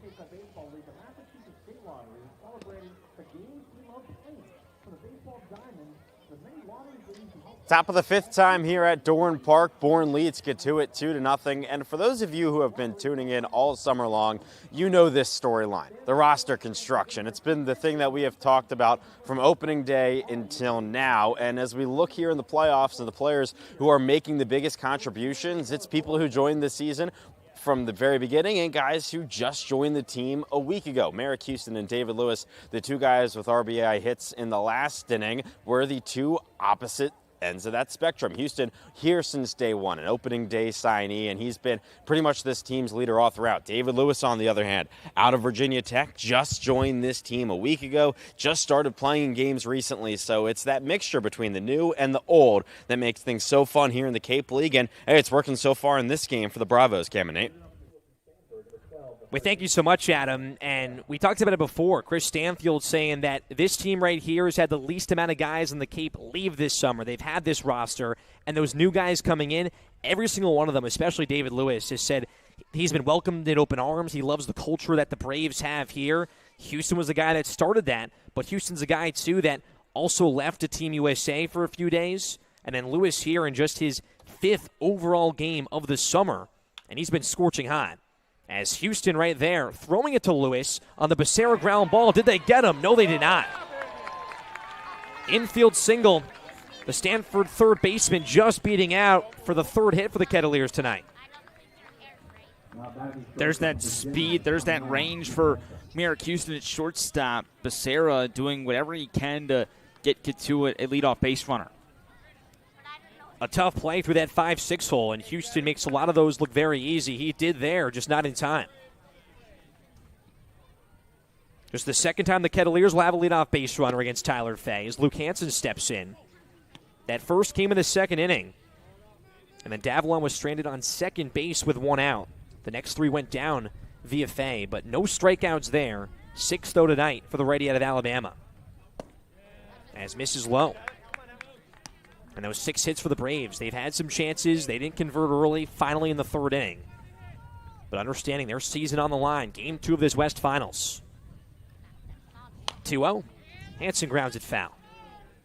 And Fay knowing that he wants to make one more appearance with Bourne down the stretch in a championship setting. If it's a start, great. If it's not a start, he just wants the baseball. And this is a guy that made 23 appearances with Alabama in the spring. A lot of these guys have inning limits, and we've seen them leave. But Fay, even though he's pitched a ton of innings here with Bourne, he's here for the long haul. His 4th consecutive start where he goes into the 5th inning. As Hansen fouls back the 3-1. His last 3 have been some of the best on a consistent level all summer for a Braves starter. 3 straight 5-inning wins for Tyler Fay. All 3 of his wins this summer. Bounce around as Becerra off first base. The pitch to Hansen. Just an excuse-me swing. Foul territory to Lewis. He makes the catch, and it's out number 1. And again, there's that defense for Bourne that we've raved so much about. It's been great throughout the summer. David Lewis not playing a whole lot of first base here on the Cape, but Chase Meggers helping him out, telling him he's got room as he approaches that fence over by John Wesley Cochran, our first base camera operator here this evening. And a great play by Lewis, having to adjust to the rain and the wind. He was a D2 All-American on the defensive side. Here's Grant Jay, the backstop out of Dallas Baptist. One of the 6 strikeouts so far tonight. A tough summer for him. 3 for his last 42, ending off the regular season. His first appearance here in playoff baseball. Swings through that 1-0 pitch. He has the big swing. 3 home runs this summer. Has had the 11 RBIs, but it was those 42 strikeouts through the games that he appeared in. And a strikeout in every game that he started. Only 2 games this summer for Jay where he has not struck out once. And that's something that Tyler Fay understands in that first at-bat, back in that 3rd inning. He went 3 straight pitches. It was a strikeout immediately to Grant Jay, not wasting any time. Has him here on a 2-1. And you wonder, too, how aggressive is Timo Becerra off first base? Not going. Jay waves. Just 2 hits for the Kettleers. 7-4 win in the opening round against the Gatemen. Last night, a pitcher's duel. 2 pitchers for either side in a 3-2 Kets win. Phase 2-2 to the backstop. Past Meggers, Becerra advances. And that could be costly right there. We go back to last night. The 2 runs for Cotuit, 1 a pass ball, 1 a wild pitch. And what those extra 90 feet mean in a game like this. We said that on Tuesday at McKeon Park in Hyannis, that every run, every 90 feet means that much more in the postseason. We saw that play out last night. It could play out for Cotuit here. But Jay down swinging. Number 7 for Tyler Fay. He's been motoring on the bump here tonight. And he ties his summer high in strikeouts. His second to last start against the Anglers towards the All-Star break, he had 7 strikeouts in 5 innings. Now a chance to top that as we head back to the top of the order in Brandon Compton. Compton, that RBI machine at the top. But Fay, the start before the Chatham one against Falmouth, 0 strikeouts in 5 innings, and there was the 10 ground ball outs. Fay has done it in a multitude of ways. And it's funny, we mentioned this yesterday, but Chase Meyer in those 6th innings, over 13 ground ball outs. And him and Meyer are similar in his sense where they like to move very quickly. They hit the zone well. They don't waste a lot of time. Meyer, 6 innings last night, the most for a Bravos pitcher all summer. Fay right now in his 5th inning of work, looking to get through 5. And for Devin Taylor, looking to reach base the first time here in the postseason. He's on deck as Compton here drives and swings one to deep right. Conrad back at the track. It's out of here! The Kettleers tying at 2. Brandon Compton, his 7th home run of the summer, and it's a big one. And for a Bourne team that has been so good recently at keeping the ball in the ballpark, it's Brandon Compton, one of the best home run hitters in the Cape, to end that streak. This ball barely sneaks over the right field wall, just to the right of that Cotuit bullpen. And for Tyler Fay, a ground ball pitcher, had only given up 1 home run this summer. That was against Cotuit and Tanner Thatch. He gives up his 2nd, and it ties this game at 2. And a big blow there for the Braves on the 2-0 lead. Fay a chance to work through 5, and Brandon Compton brings the Cotuit dugout to life. An offense that was waiting for their spark. They didn't have it yesterday, and they have it right there from Compton. Man, that was much needed. 1-1 here to Devin Taylor, the guy that we were just talking about, still in search of the first time to be on base here in the playoffs. And this is what you don't want to see if you're Tyler Fay. You have to find a way to get Devin Taylor out right here. You don't want to give Cotuit the momentum as we start to see Zach Crotchfeld warm up for Bourne in the bullpen. 3-1 inside, and Taylor gets on base for the first time. 2-out rally here for the Kettleers as Scott Landers comes out. He'll speak with Tyler Fay. Zach Crotchfeld is that guy in the bullpen, has really never came into a game this early on. He's been the Braves' 8th, 9th inning guy, has closed out games. Doesn't have a save for Crotchfeld, but he's been in spots where he's done a good job in 2 innings of work. Scott Landers may ask for him here to do that middle relief job. He's been a late inning guy, you're right, Cam, but it looks like Scott Landers is going to leave Fay in against Tanner Thatch. Just touched on this earlier, but Tanner Thatch, a go-ahead 3-run home run for Cotuit off of Tyler Fay back on July 6th. That was Fay out of relief at Lowell Park, and that was the game that Bourne only played 5.5 innings. They lost 8-7. It was Thatch the hero against Fay. And back to that 2-0 pitch. Scott Landers still not happy about it. Chewing out Sam Finn, the home plate umpire, saying that was right down the middle.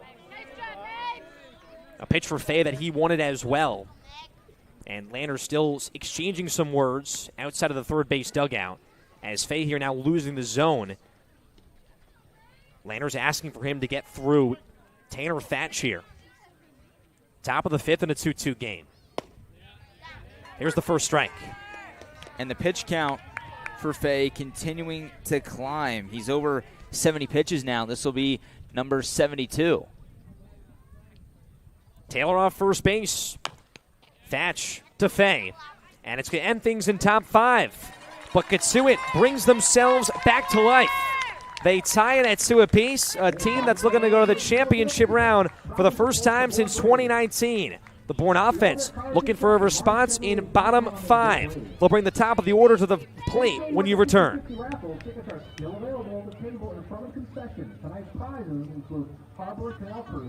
Keystone Place at Buzzards Bay is Bourne's premier senior living community, conveniently located adjacent to the Cape Cod Canal.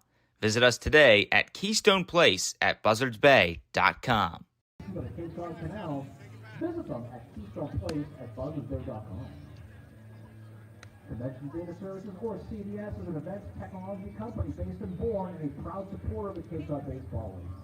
Since 1986, CDS has been delivering customized solutions for the global trade show industry. Keep up with CDS at cdsregs.com and follow them on Facebook and LinkedIn. Savor the moment with Portside Liquors, discovering a world of fine wine, spirits, and craft beer, handpicked for every occasion. From rich reds to smooth spirits, elevate your experience with us. Unwind with excellence. Visit today at Portside Liquors at 598 MacArthur Boulevard, where every sip tells a story.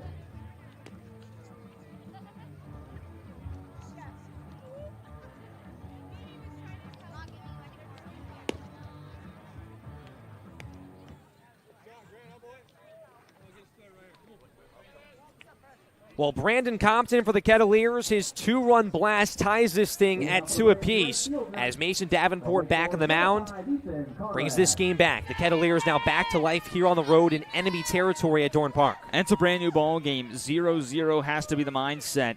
This Bourne team just trying to get back into the swing of things after 5 of the last 6 have been retired by Mason Davenport. It's top of the order, and Ethan Conrad, who's had a stellar night so far. 2 for 2. Those 2 singles, one of them he scored. He was stranded 90 feet away back in the first. And Davenport here with the 3 strikeouts. Came in a spot where Bourne converted on a sac fly that was not an earned run. But at that 1-2-3 fourth inning, the first time the Braves went down 1-2-3 in this one, as Conrad skies one shallow center. Davalon's been busy. He's under it for out number 1. But once again, for Bourne, they still have to put together quality swings. Even though they're a little deflated, they give up the lead. Still a ton of ball left to be played here tonight. They just need to get that one hit to really get the train rolling again. Merrick Houston had the big hit. The RBI single back in the third. That finally broke it open for the Braves. Struggled last night with guys on base. They were 0 for 3 with guys in scoring position until that swing from the Demon Deacon. His second RBI in back-to-back nights. As he fouls this one off. But Davenport here, his summer, it's not been perfect for the Kettleers, limited appearances, but he's not gone deep into baseball games in relief. And right now he's doing that. He only 5 2/3 innings in 3 regular season appearances, but he has that starting experience at the JUCO level with 66 innings in his sophomore year this spring, 65 2/3 innings in his freshman year. And that's what you see here on Cape Cod, especially in the playoffs. Guys being thrown into positions that they didn't do this summer, but they're used to back at school. And Davenport's strikeout ability, 80-plus at Kansas City, Kansas Community College. Heads to that D1 level this fall. It was Houston's 3rd hit of the postseason. As the 2-2 looking for the 4th. Davalon in, and he's not going to make the catch. He was well in center field, but Houston just bloops this one in. His 2nd hit here tonight. And his 2nd multi-hit game of this series against Cotuit. 2 hits yesterday, both of them being singles. He had one yesterday very similar off the end of the bat, line drive into center field where Davalon misreads it a little bit. It results in a base knock, and there's that hit that Bourne needed to get the crowd back into it, keep this train moving. And now Holcomb and Meggers trying to get Bourne this lead back. 2 for the Braves in the 3rd, 2 for the Cats in top 5. But Houston, he had that slow stretch to end off the regular season, but turned things back on. And we even said it yesterday, he was the player the Braves needed to really get this offense full go 1 through 9. He was 3 for 25 in his last 8 games, including the wild card game prior to the multi-hit game yesterday. But now 4 hits in his last 6 plate appearances. He's been great for this Bourne team, even though it hasn't been the power. Had the RBI earlier today, had the RBI yesterday, and still has some sneaky speed on the bases. Braden Holcomb, the 1-0 to him, in there for a strike. Holcomb walked to load the bases in the 3rd, but still in search of that postseason swing that we saw to end off the regular season. 41 hits for the Braves, 3 bombs. 1-1, and Holcomb the eye. But now 1 for 7 here in the playoffs. Has walked, though, 4 times. These long at-bats for Holcomb, these pitchers also understanding how much he's heated up for Bourne. 2-1 from Davenport, and Holcomb just late. Just late on an 89-mile-an-hour fastball, top of the zone for Holcomb. His two-strike approach has been great the last couple of weeks. He saw a lot of sliders away earlier in this game. Let's see if Davenport goes back to it right here. Has the 3 punch-outs, looking for the 4th. Houston not going, 2-2, and Holcomb bloops it out of play. The Braves, too, at the moment, not being as aggressive here in the playoffs, stealing bases. And in that first game, just the first batter was Conrad. He was caught stealing to begin that baseball game against the Harbor Hawks. And for Bourne, we saw that hit and run earlier where Stanfield kind of hesitated. He only went to second base when Conrad singled. Bourne's been much more calm in a sense with not trying to get the extra bases because Scott Landers knows that 90 feet importance. You don't want to have runners continuously thrown out. Especially in this series. 2-2 count to Holcomb. Big pitch from Davenport. Way in the attic. Chase Meggers waits on deck. Riding in on an 11-game hit streak in all 11 games that he's played. Our sideline reporter Adam Gotkin talked about the newcomers stepping up and the fellows that have been here since day one like Braden Holcomb really being the anchor for this offense. 3-2. Holcomb, swing and a drive. Left field. Compton's back. He just makes the catch. At the wall in left field, Holcomb just missed it. It would have gave the Braves a 4-2 lead, but it's out number 2. And if this ball is hit maybe a week ago, that's probably a home run over the left field wall. But with the rain, with the cool air, Holcomb just can't muscle that one out. It goes 320 feet to straightaway left field. You thought for a second Compton might have misread it, and it would have gotten over his head, probably bounced over the wall. But instead it's going to be out number 2 as it's up to Chase Meggers to keep this inning alive for the Bravos. And for Compton, has played such a good glove in left field, but that style, he plays so close to the line in left. We mentioned that back in the first inning. You don't see that very often. He's about 15 steps from the line, but hugging that very well against lefties and righties. Here's Chase Meggers with 2 down. Houston still at first base. And Davenport's first pitch. Meggers clips it off. 0 for 2 is Meggers, a strikeout back in the 3rd inning. That was the first for Davenport of his 3. Tyler O'Neill, the starter, not there, and it kind of gave the Braves some hope. This Cotuit pitching staff very light right now. What helped them was only 2 pitchers used in last night's win in phenomenal appearances. Ryan Buckler going 5 innings out of the bullpen. Colin McKay gave them 4 on just the 1 run. Another pick over. Houston's back. And that's what you need from your starting pitching in postseason baseball. Just depth, length, and the ability to preserve arms. Buckler was able to do that yesterday with the 5 innings of relief. Meggers chasing. Here's the throw from Jay. They might have Houston, and they do. So Bourne steals with 2 outs. Scott Landers is not happy, and it might be with Merrick Houston. That ends things here in bottom 5. The Braves strand a runner. Holcomb just misses a 2-run blast. And we get through 5 here in Game 2 of the West Division Finals. I'll hand play-by-play off to Nathan Schwartz for the 6th inning and on as the Braves in a spot here where it's win or go home as Zach Crotchfeld out of the bullpen for the Bravos when you return on the Bourne Braves Baseball Network.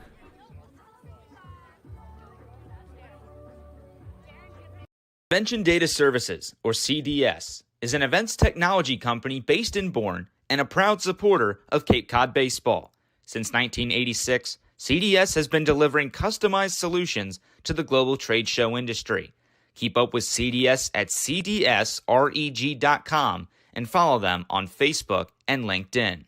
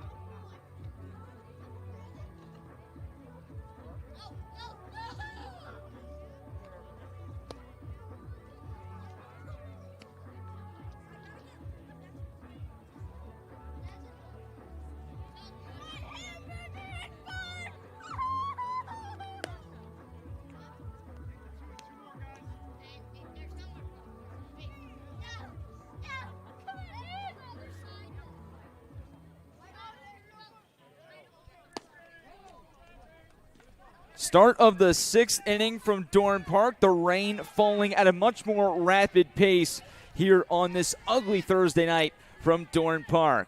Alongside Cam Manna and Adam Gotkin, I'm Nathan Schwartz. Thanks for joining us for Game 2 of the West Division Final. And now we see Scott Landers coming out to give a cloth to our home plate umpire this evening in Sam Finn. The rain really starting to come down now. We have seen a couple of fog delays this summer. Not so much rain delays here at Dorn Park. But for the time being, a lot of rain in the forecast to come as Zach Crotchfeld gets the ball here to start the 6th inning. The first batter he faces is Charles Davalon. It's a called strike to begin Crotchfeld's postseason here for the Bravos. And that rain going in, slicing with the wind from right to left. And kind of right at Crotchfeld's face as the lefty. Another called strike right there for Crotchfeld, who made 8 appearances in the regular season for Bourne, an 0-2 record in 10 1/3 innings, a .697 ERA for the rising junior out of Texas Tech. His 0-2 fastball misses up. For Davalon, talked about it earlier, but not a lot of opportunities against Bourne this summer. 1 for 3 back on the 4th, 0 for 3 yesterday with a walk. Now with 2-2 count against Crotchfeld. And what Crotchfeld's done so well, it's been the late game appearances, closing out baseball games, 1 to 2 innings. He's been scoreless in the last few, but he's not been in a spot like this. 6th inning, this is the very earliest that Crotchfeld's been entered into a baseball game. A lot of 8th and 9th inning appearances for Zach Crotchfeld throughout the summer. His 2-2 fastballs fouled away by Davalon. You'll see a 3-pitch mix for Crotchfeld, the fastball, the changeup, and the slider. Loves to get ahead with the fastballs, and you just see the rain pouring here at Dorn Park in Game 2. First batter of the 6th, and a tied ball game at 2. Crotchfeld and Davalon. And another foul ball, this time drifting over out of play towards the concession stand, and it lands right next to the grill. And the important thing to notice as well for Crotchfeld is this is a lefty-heavy lineup for Cotuit. Tanner Thatch, a guy in this order that's been lacing home runs 8 this summer, all against right-handed pitchers. He hits .333 against righties. He hits sub-170 against lefties. Another foul ball by Davalon, who just continues to fight here in his 3rd plate appearance tonight. A single and a hit by pitch for the rising sophomore out of Arkansas. Spent this past spring at Florida Gulf Coast. A .288 average with 10 homers, 16 doubles, 2 triples, and 37 RBIs. But making the move to the SEC. He just continues to fight. Foul ball after foul ball. This is what good hitting teams do. They fight with 2 strikes. 9th pitch of the AB coming up here against Davalon. And Crotchfeld has been battling. He's gone to that fastball away multiple times. And Davalon's been able to just tick it out of play.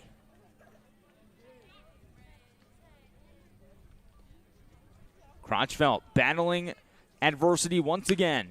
His 2-2 slider elevated past the diving glove of Lewis. And once again, Cotuit gets the leadoff man on. In that 5th inning, they get the leadoff man on. Eventually, Brennan Compton with that 2-run home run down the right field line to tie this game. Cotuit now in the 6th trying to take the lead for the first time tonight in Game 2. And that 2-run shot there from Brandon Compton was in a moment where Cotuit was very down, not a lot of life from their dugout, but out of nowhere, one swing from Compton. His 7th home run of the summer, just sneaking out over the right field fence. And now Jaron Advincula, the batting title winner this summer in the Cape. He squares to bunt, gets it down. It's a beauty right in front of the mound. Crotchfeld fields with the glove, lobs it over to first. A great play by the Red Raider to get the first out in top 6. A great play from Crotchfeld, and he calls off Meggers right there, who has the running start, but would be tough for Meggers to kind of set the feet on the move to make that throw. Crotchfeld had that calming presence coming in, and the spin throw, lightly to first base, but just in time. But that small ball here, it sets up Cotuit so well, something that Mike Roberts does time and time again. You get the bunt, 1 down, Nathan Hall a chance here. You have multiple chances now to score this runner. Hall coming in to this at-bat, 0 for 2 with a strikeout. He's got Davalon at 2nd with 1 away in the top half of the 6th. This ball game, a win-or-go-home scenario for the Bravos.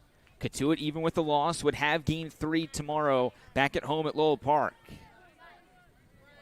The West Division Final, the winner of this series moves on to the championship series here on Cape Cod, either against YD or Harwich. First pitch of the third plate appearance to Hall is down and in. Hall in the regular season, .333 in 25 games. Actually led this Cotuit team in stolen bases with 7. And Cammy mentioned that 3-run home run he had on Tuesday in the one-game playoff against the Gatemen. That was his first extra base hit since June 28th. That came here at Dorn Park. And it was such a big swing in that game in the 7-4 victory. Cotuit was out and often early. The Gatemen fought back, but it was not enough. As Cotuit won the 2-3 battle, the Braves got here, taking down number 1 Hyannis. Crotchfeld sets in the rain. His 2-0 changeup, and that's going to find the inside corner. We've talked a lot throughout Crotchfeld's last couple of innings about adversity. There's been some confusion about whether his windup is legal or not. He's had to adjust that. He had the arm sleeve to begin the year. He's had to ditch that. And now having to fight through the pouring down rain here in the postseason.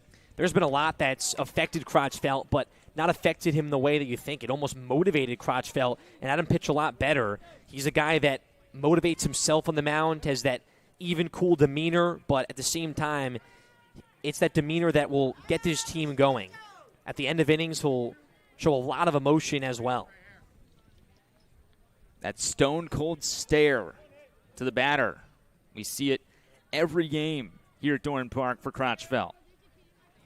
His 2-2's found straight back as Cotuit once again just continues to up the pitch count against the junior with these 2-strike foul balls. Super pesky right now. They win that first AB on the 9-pitch at bat from Davalon with the single. He's off second. Shorter AB on the bunt, but Hall here working. Still in a 2-2 count with Davalon at second. The go-ahead run for the Kettleers. 2-2 pitch up and in, nearly a called strike 3. Crotchfeld wanted that pitch up and in. He won't get the call. Now it's a full count against Hall with Timo Becerra awaiting on deck. Becerra the one to lead off the 5th inning for Cotuit as Hall grounds one past Mike Roberts, the third base coach. But back to Becerra, that leadoff infield single to Merrick Houston in the shortstop hole to the left side of the infield. Then Hansen and Jay go down in order. Compton with 2 outs, the 2-run home run. And it just sneaks over that wall. And I said it, just earlier, this Cotuit team was very dead and quiet, and that swing woke everything up. 3-2 with one away. Foul tip, Meggers cannot squeeze, and it might have caught him on the thigh. And this, once again, is going to be another at-bat here that's super long. We're going up on what looks like the 10th pitch coming up right here. 9th. It'll be the 9th pitch of the at-bat approaching, but it'll be the 19th pitch of the inning for Crotchfeld after that first at-bat between him and Davalon went quite some time. That one also a 9-pitch at-bat that resulted in the Davalon single to the right side.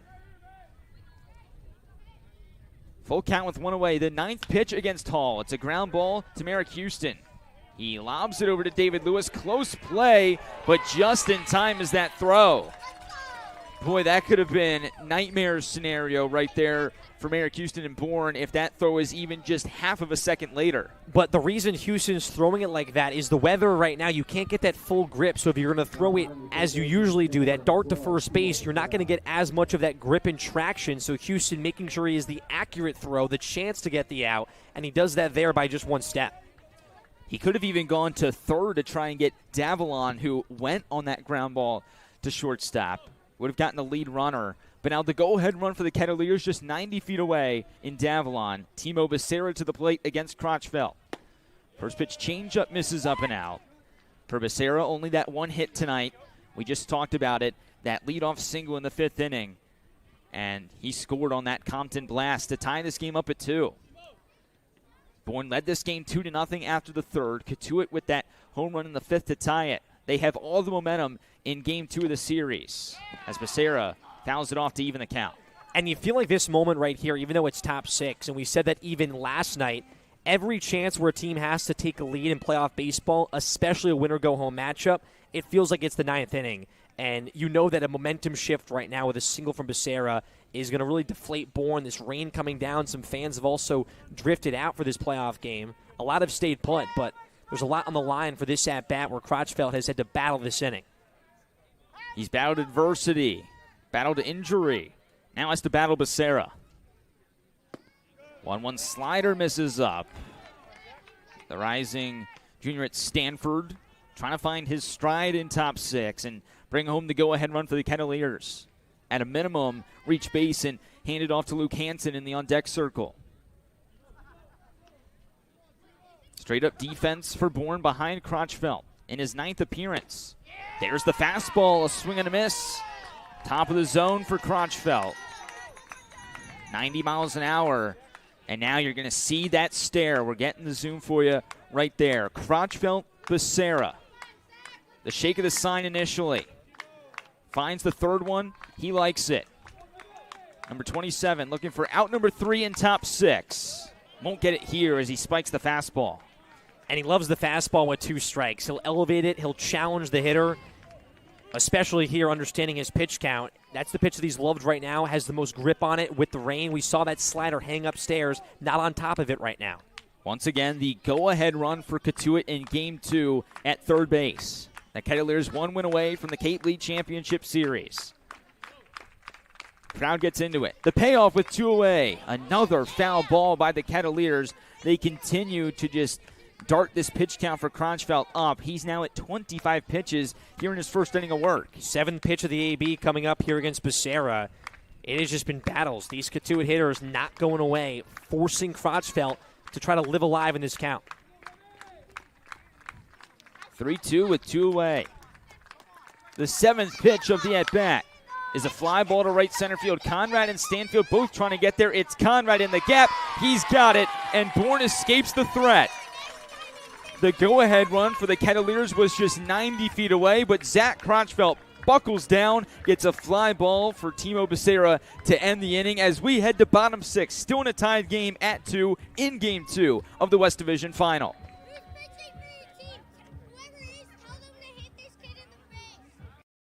Marty Chevrolet, your dealer for the people, proudly supports the Bourne Braves baseball team. See all our cars and trucks at martychevrolet.com and go Braves.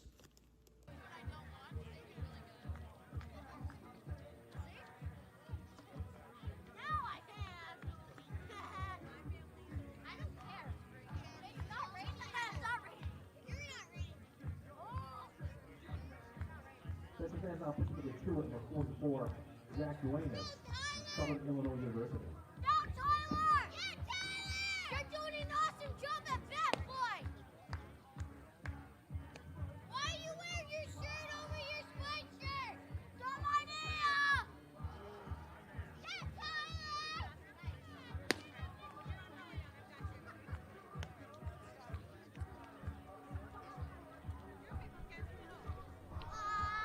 Some mid-inning antics for you right there. Griffin Hughes with the copper fit on his right arm doing the YMCA dance, as is Isaiah Jackson, not in the lineup today for Bourne, but still keeping the life and the energy in that Bourne dugout as we head to bottom 6 in a tied game. Cotuit making the pitching change. They turn to the senior right-hander out of Southern Illinois, Edwardsville, and Zach Duenas. And it's a spot here where this Cotuit squad, you get the momentum back. It's a 2-2 game. The rain is a factor right now. You're going to see a lot more fastballs for these hitters. The ball is going to stay in this ballpark a lot more. We saw that in the Braves' last half inning on the offensive side, and Holcomb's really deep shot.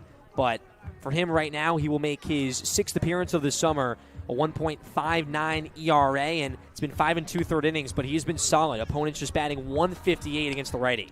He'll face 4, 5, 6 in this Bourne order to start the bottom half of the 6th inning. It's going to start with Chase Meggers, who had the bat taken out of his hands in that 5th inning when Merrick Houston was caught stealing second base. And that was an awkward call where Scott Landers came out to talk to Houston after the play. It almost looked like a delayed steal. Houston got a bad jump. Grant Jay was even confused that he was stealing, and he was gunned out by a mile.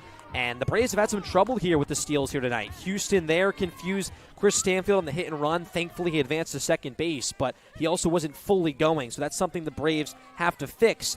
It's something they love to do. They were top in back-to-back summers, especially this summer, in stolen bases. 81 stolen bases for Bourne in the regular season, but slim pickings in that category here in the 3 games of the postseason. Chase Meggers begins the inning with a foul ball over towards the on-deck circle of the Bravos.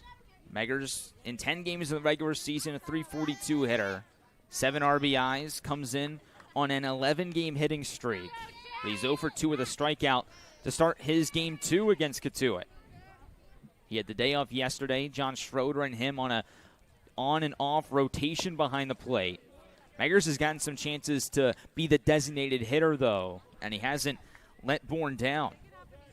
Had a multi-hit game and the one-game playoff against Hyannis on Tuesday. 1-1 from Duenas. What a pitch. It's the curveball down and in. Meggers goes after it for strike 2. And that curveball, a lot of bite. It's not a strike if Chase Meggers were to chase out of the zone or hold back there, but there is that bite on that 12-6. Back to the heater on the 1-2 offering. It misses up.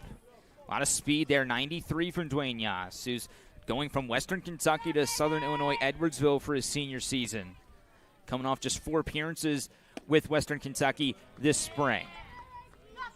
Meggers continues to work this count, even at 2 balls and 2 strikes. Looking for his first base hit and another leadoff base runner for Bourne here in Game 2. Fastball outside. That was actually the full count offering from Duenas, and there is that leadoff runner for the Bravos. And Chase Meggers doing a really good job right there, finding a way on base. That's what you have to do in a game like this. Bottom 6, it's a 2-2 ball game. Work these counts to your ability. He chased out of the zone. He helped out Duenas in that curveball, but those next 2 pitches, holding off on borderline strikes, understanding the strike zone that Sam Finn has brought to the table tonight. You see that rain pouring down once again, on and off here at Dorn Park. And David Lewis, who's been all on so far here on Cape Cod, came in with 6 hits and 13 at-bats throughout the regular season. Had a multi-hit game at Lowell Park on Sunday. That was his 3rd multi-hit game in just 5 games with the Bravos this summer.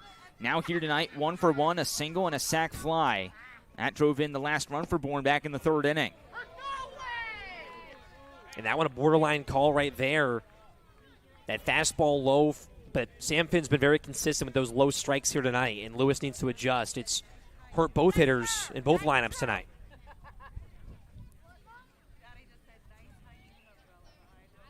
Lewis off to a scorching start here with the Bravos.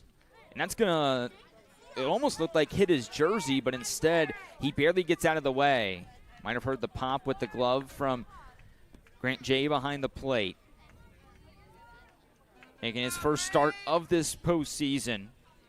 Matt Klein got the start behind the plate in the 1-game playoff against the Gatemen in Game 1 of this West Division final yesterday against Bourne.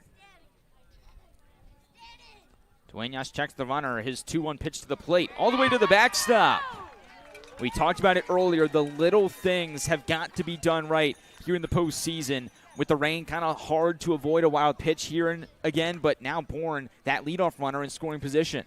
Right now, both teams have hurt themselves in the little things department. When you look at those wild pitches, it was the Braves last night. Right now, it's been both sides. But neither end has been able to convert after a wild pitch pass ball. We'll see if Bourne can do it right here. Nobody out. This is one of your prime chances to convert.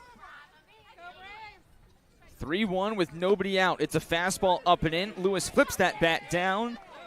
He did not go around on the swing, and he's headed down to first base.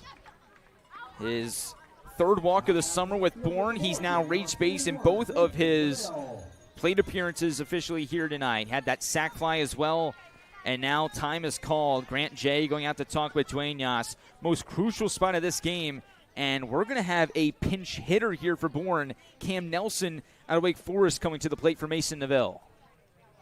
And for Cam Nelson, he's a 2-way for the Braves. This is the first time that he'll swing all summer. Has made 2 appearances out of the bullpen, very limited.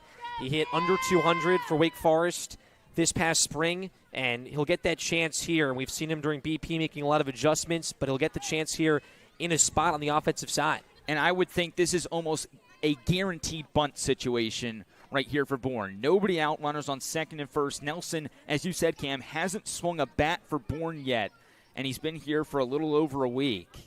Has pitched twice for Bourne. One of those appearances was on Sunday in that season finale against the Kettleers. And what they could do as well, if Nelson gets this bunt down, does a good job, they also have Tristan Becerra off the bench, Isaiah Jackson, guys that could come in and play a very reliable glove in the outfield, guys that have been here. whoever will come into the game for Nelson will go into that left field spot, whether it be Becerra or Jackson. Of course, that'll be in the top half of the 7th inning. But right now, Cam Nelson with 2 on and nobody out. He squares to bunt, pulls back. That fastball nearly goes to the backstop. What a play by Jay to go awkwardly out of his crouch and make sure that ball doesn't go an additional 90 feet. And if you're right now, Cotuit, just let Cam Nelson put this bunt down. They know that's why he's in here right now. He's in here to bunt. And you just have to throw strikes at the end of the day in this position. Becerra charging in. Nelson decides to pull back. It's a called strike on the outside corner. Timo Becerra, the third baseman for Cotuit, playing about 70 feet from home plate, ready for this bunt. Tanner Thatch on the first base side charging as well. Nelson pulls back again on the 1-1. It's up and out. And also here for Dwayne Yass, you've got to worry about not walking Nelson. He's got a bunch of speed as well. He could be on first base. There could be a bases loaded opportunity here for Bourne. You almost have to concede the sack bunt in a position like this. Nelson squares much earlier, 2-1, again off the plate, and here we go. 3-1 count, nobody out in this bottom half of the 6th inning. The go-ahead run for Bourne at second base in Chase Meggers. Cam Nelson's telling you he's going to bunt. He just needs a strike to do it, and he's not getting that here. You know this pitch has got to be over the plate if you're Dwayne Yass. Either Nelson gets it down or it's ball 4. He squares early. He will get it down. It's to Tanner Thatch. Actually, it's Jay. He throws to second. It's off the glove of Advincula. Everybody's safe, but time is called. I believe there's going to be an interference call at first base. We'll see the official ruling. Will they award Meggers home plate? We're still awaiting to see confirmation. I think he called foul ball and said the bunt went off of home plates. Wow. A late call by our home plate umpire in Sam Finn on a foul ball. Extremely late call there because he didn't call time until Cam Nelson was 3/4 down the line. But that ball, I guess, bounced on home plate. It was very close, but it got that depth up the first base line. To make that call when Cam Nelson was already at first base, certainly something by Sam Finn behind the plate. But now the count is full, 3-2 between Dwayne Yass and Nelson. He's got to swing away. He rather spurs to bunt, pulls back. It's above the zone for ball 4. After all of that, we thought there was going to be a safe call at first. Meggers to score. Bourne would have had the lead. Instead, it was a foul ball. Then after that, ball 4, and the Bravos had the bases juice. And he still showed to bunt on a 3-2 count. Dwayne Yass knew this guy's going to bunt right now, and he missed the strike zone time and time again. That's a mental mistake, a physical mistake for Cotuit that can haunt him here. Bases loaded, nobody out, and you don't see that often. As time called here at the moment, Mike Roberts is having a lot of words out of the first base dugout, and the home plate umpiring crew is going to come out here and talk and maybe try to appeal if Cam Nelson offered on that 3-2 pitch. And I think what's going to happen here is the home plate umpire and Sam Finn is going to ask Mike Roberts what they exactly want to talk about, or is there a equipment thing going on? Might be the equipment thing here as well. That's what it looks like. Hard to tell with the rain. Okay, it looks like Dwayne Yass just needs to get a little extra grip with his spikes on his cleats. I don't know what exactly it is, but it's something to get the dirt out from his spikes to where he can actually plant his foot. My goodness, a bunch of dirt on the bottom of his right cleat. Yeah, that rain has stopped a little bit, but it has made this dirt very wet at the moment.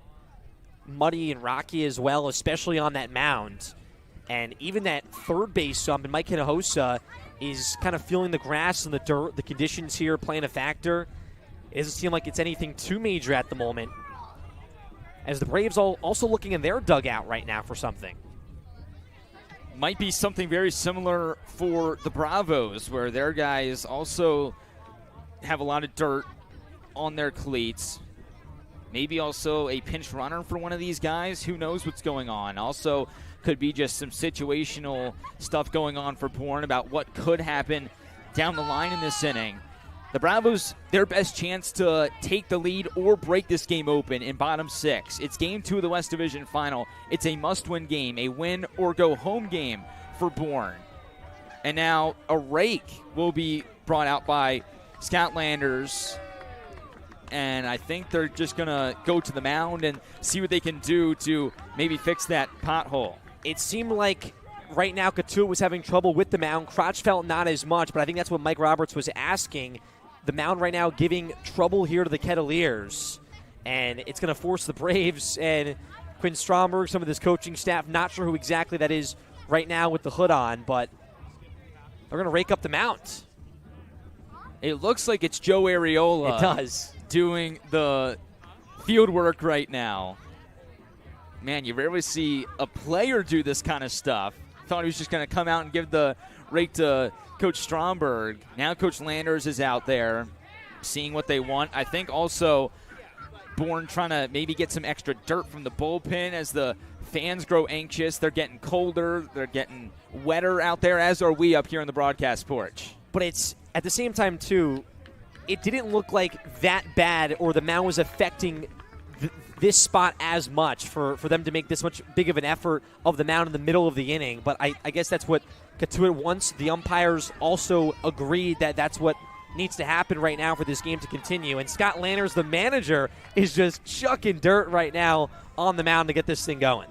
There's some quick dry. There's now some extra dirt being brought out by Griffin Hughes. These guys that are unavailable tonight for this Bourne team doing what they can to fix their own mound here at Dorn Park. And while Coach Landers and the rest of the crew tries to figure things out at the mound, we'll take a quick break here on the Bourne Braves Baseball Network.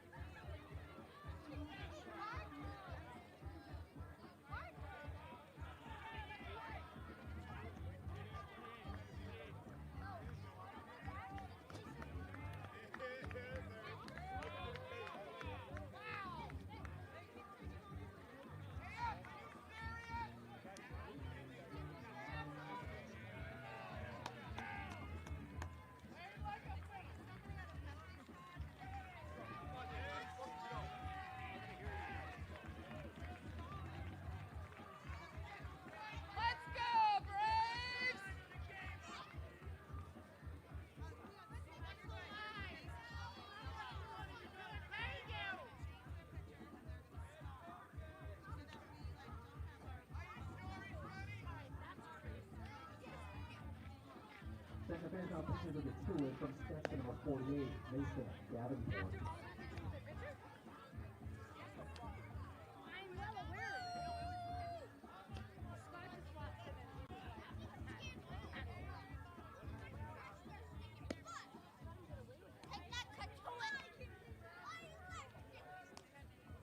Strikers 48, Bryson Parrish from Northern Alabama.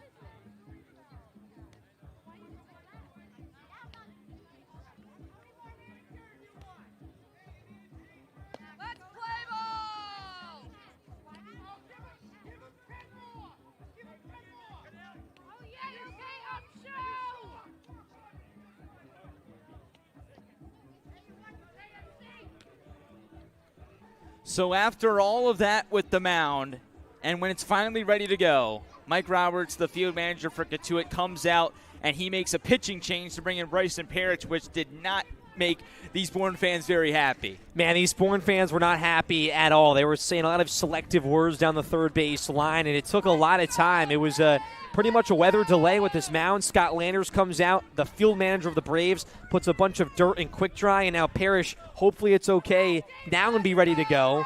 And all that, bases loaded, nobody out. And Davis Gillespie to the plate for Bourne. Meggers at third, Lewis at second, Cam Nelson at first, following that pretty much 10-minute delay here at Dorn Park. Gillespie so far today with a single. And it's going to be Bryson Parrish, the redshirt senior out of North Alabama, to face the Southern Miss outfielder. First pitch to Gillespie with the infield drawn in as a call and strike with the slider. Gillespie coming in 3 for 16 against the Kettleers. 1 for 2 with a strikeout tonight. That one hit a single into left field. He has the bases juiced with nobody out in a tied ball game. And he waves and misses at that next pitch slider. And this moment is big for Gillespie. He's been seeing the ball well here tonight, but you can't expand the zone right now against Parrish. Let him come to you right now and understand a spot like this, nobody out. Just a ball in the outfield. Slowly tack on here against the Cats. 3 straight walks to begin the inning. Now a number off the end of the bat, foul by Gillespie to keep this thing going against Parrish. Davenport gave Cotuit length out of the bullpen. He goes 3 innings. Was very solid up until that 6th inning we're seeing here when he walked 3 straight. Meggers, Lewis, and Nelson the pinch hitter. Now Gillespie trying to give Bourne the lead back for the first time since top 5.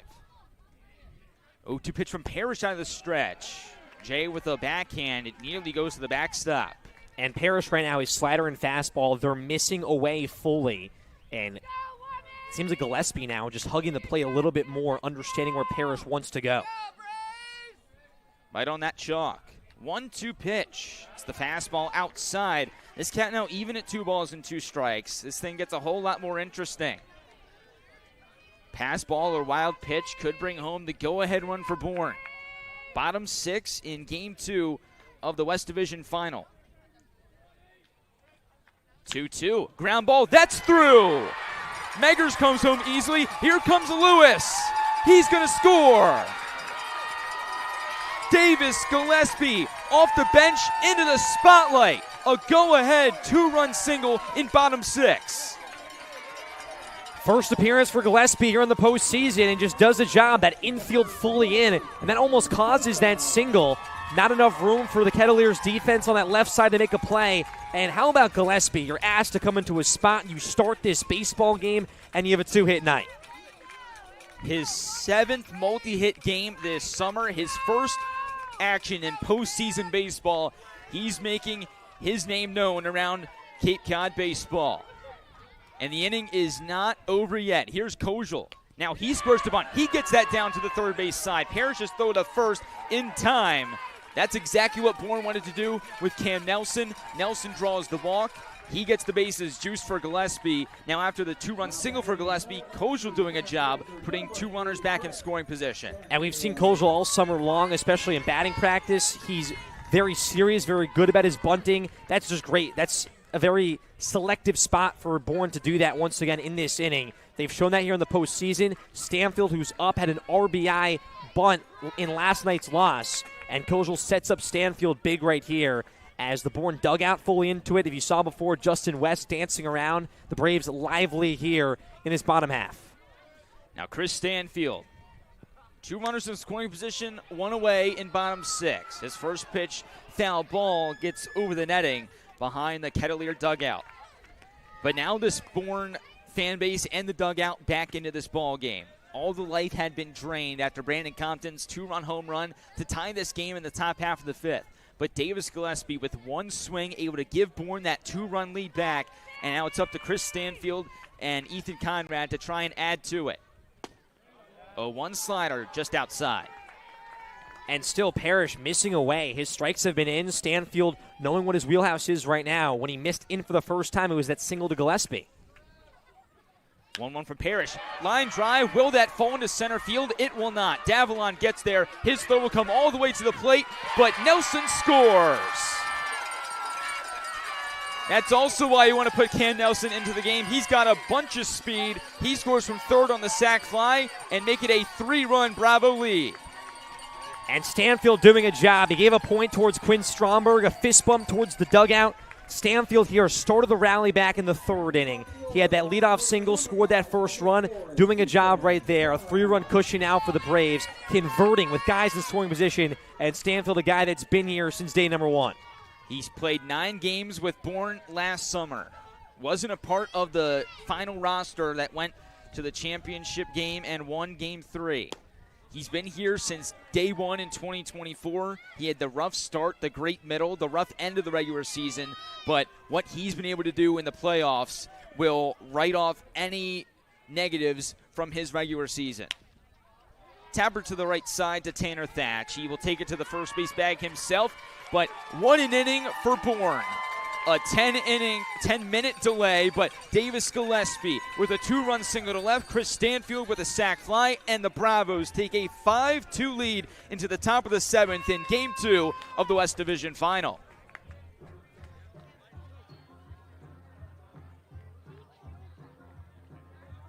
Savor the moment with Portside Liquors. Discover a world of fine wines, spirits, and craft beer, handpicked for every occasion.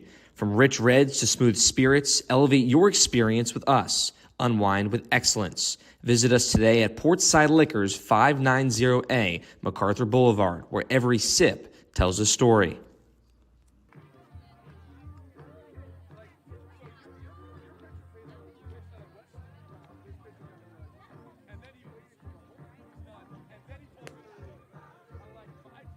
Coming back to the plate, and guess who? It's Brandon Compton. And that's what the Kettleers needed. Even in that inning where Compton had the 2-run shot, there wasn't the consecutive base runners. It was Compton's 2-run shot with 2 down. Now Cotuit finding that here. You get the consecutive chances on base with the walk and the single.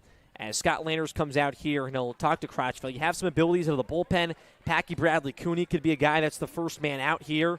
From the motion out there, it looks like it could likely be Packy. But we'll see what Bourne decides to go to. And also a big note is the struggles that Cotuit has had against left-handed pitching. Right now, nobody coming out of that Bourne bullpen. At the moment, it just looks like a mound visit from Bourne's field manager, Scott Landers. He will head back to the dugout. It will be Crotchfeld's baseball. And one thing to note, there is 4 consecutive left-handed hitters, rather 5, at the top of this Cotuit order. It's Compton, then Taylor, followed by Thatch, Davalon, and Advincula. So the left-handed Crotchfeld favors this top half of the Cotuit order. And now time is called. Mike Roberts, the third base coach for Cotuit, seemed to be getting into it with somebody in the Bourne dugout. I think right now he's saying that Bourne may have something up in the dugout technology-wise that they should not be having. He's looking in there right now, and there is that big deal with TrackMan, teams using that. Mike Roberts looking in there, and he's seeing something that he does not like. Sanford, the home plate umpire, is talking to him, but you don't see this often. Mike Roberts is chewing out the Bourne dugout, and Scott Landers, they're both yelling at each other at the moment. And now this is turning into something where Mike Roberts has to be careful. He could get himself tossed from this baseball game. Now Landers and Roberts are getting into it. Landers not a fan of the accusation. Oh, my God. They're in there. You do not see 2 managers in each other's faces like that. First of all, Mike Roberts walking extremely close to the Bourne dugout is one thing that you should not be doing right now. He could get thrown out of this baseball game. Here comes the Cotuit coaching staff walking over as Jared Saltolamakia just came out as well, chewing out Mike Roberts. And now I believe that the home plate umpire and Sam Finn is just telling his coaches, the Cotuit coaches that is, to just get back into the dugout before things get any crazier. Mike Roberts is still extremely heated in the third base coach's box. Coach Saltolamakia, all the Bourne coaches are telling the assistants for Cotuit to get back to their own dugout, and now the Bourne fans come back to life. And, you know, if Mike Roberts feels like that, whatever Bourne was doing, I'm not sure exactly what it is. I'm not going to speculate anymore, but he's not happy about whatever it was, and it's causing these tempers to flare, not really from the players right now, the coaching staff's flaring up at that moment. The players could not be more calm. It's the coaching staffs from both respective sides that are getting into it. And now I believe there was a warning issued to the Cotuit dugout, whether it was one of those coaches that came out, and now Scott Landers is trying to figure out, is it a warning to both sides? Is it a warning to the Cotuit side? And once again, Coach Landers and Mike Roberts together, you just saw them embrace a side hug right there. Just so much going on in this baseball game in just the last 20 minutes.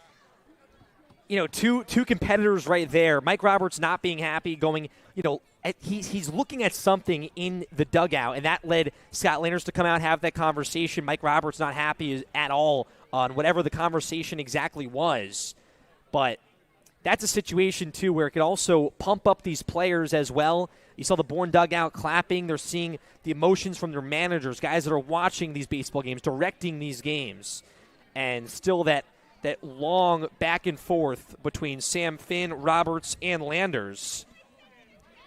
Man, there's been some long delays in this baseball game that have had nothing to do with the actual baseball, the mound, and something going on inside the dugout. You were not exactly sure what that was, whether it was technology related, whether it was something said to Mike Roberts from one of the Bourne players or support staff in the dugout. We're not exactly sure what it was. We're not going to speculate, but what we do know is Cotuit, after all of that, has the tying run at the plate in Brandon Compton, who has already tied this game once tonight with a 2-run home run in the top half of the fifth.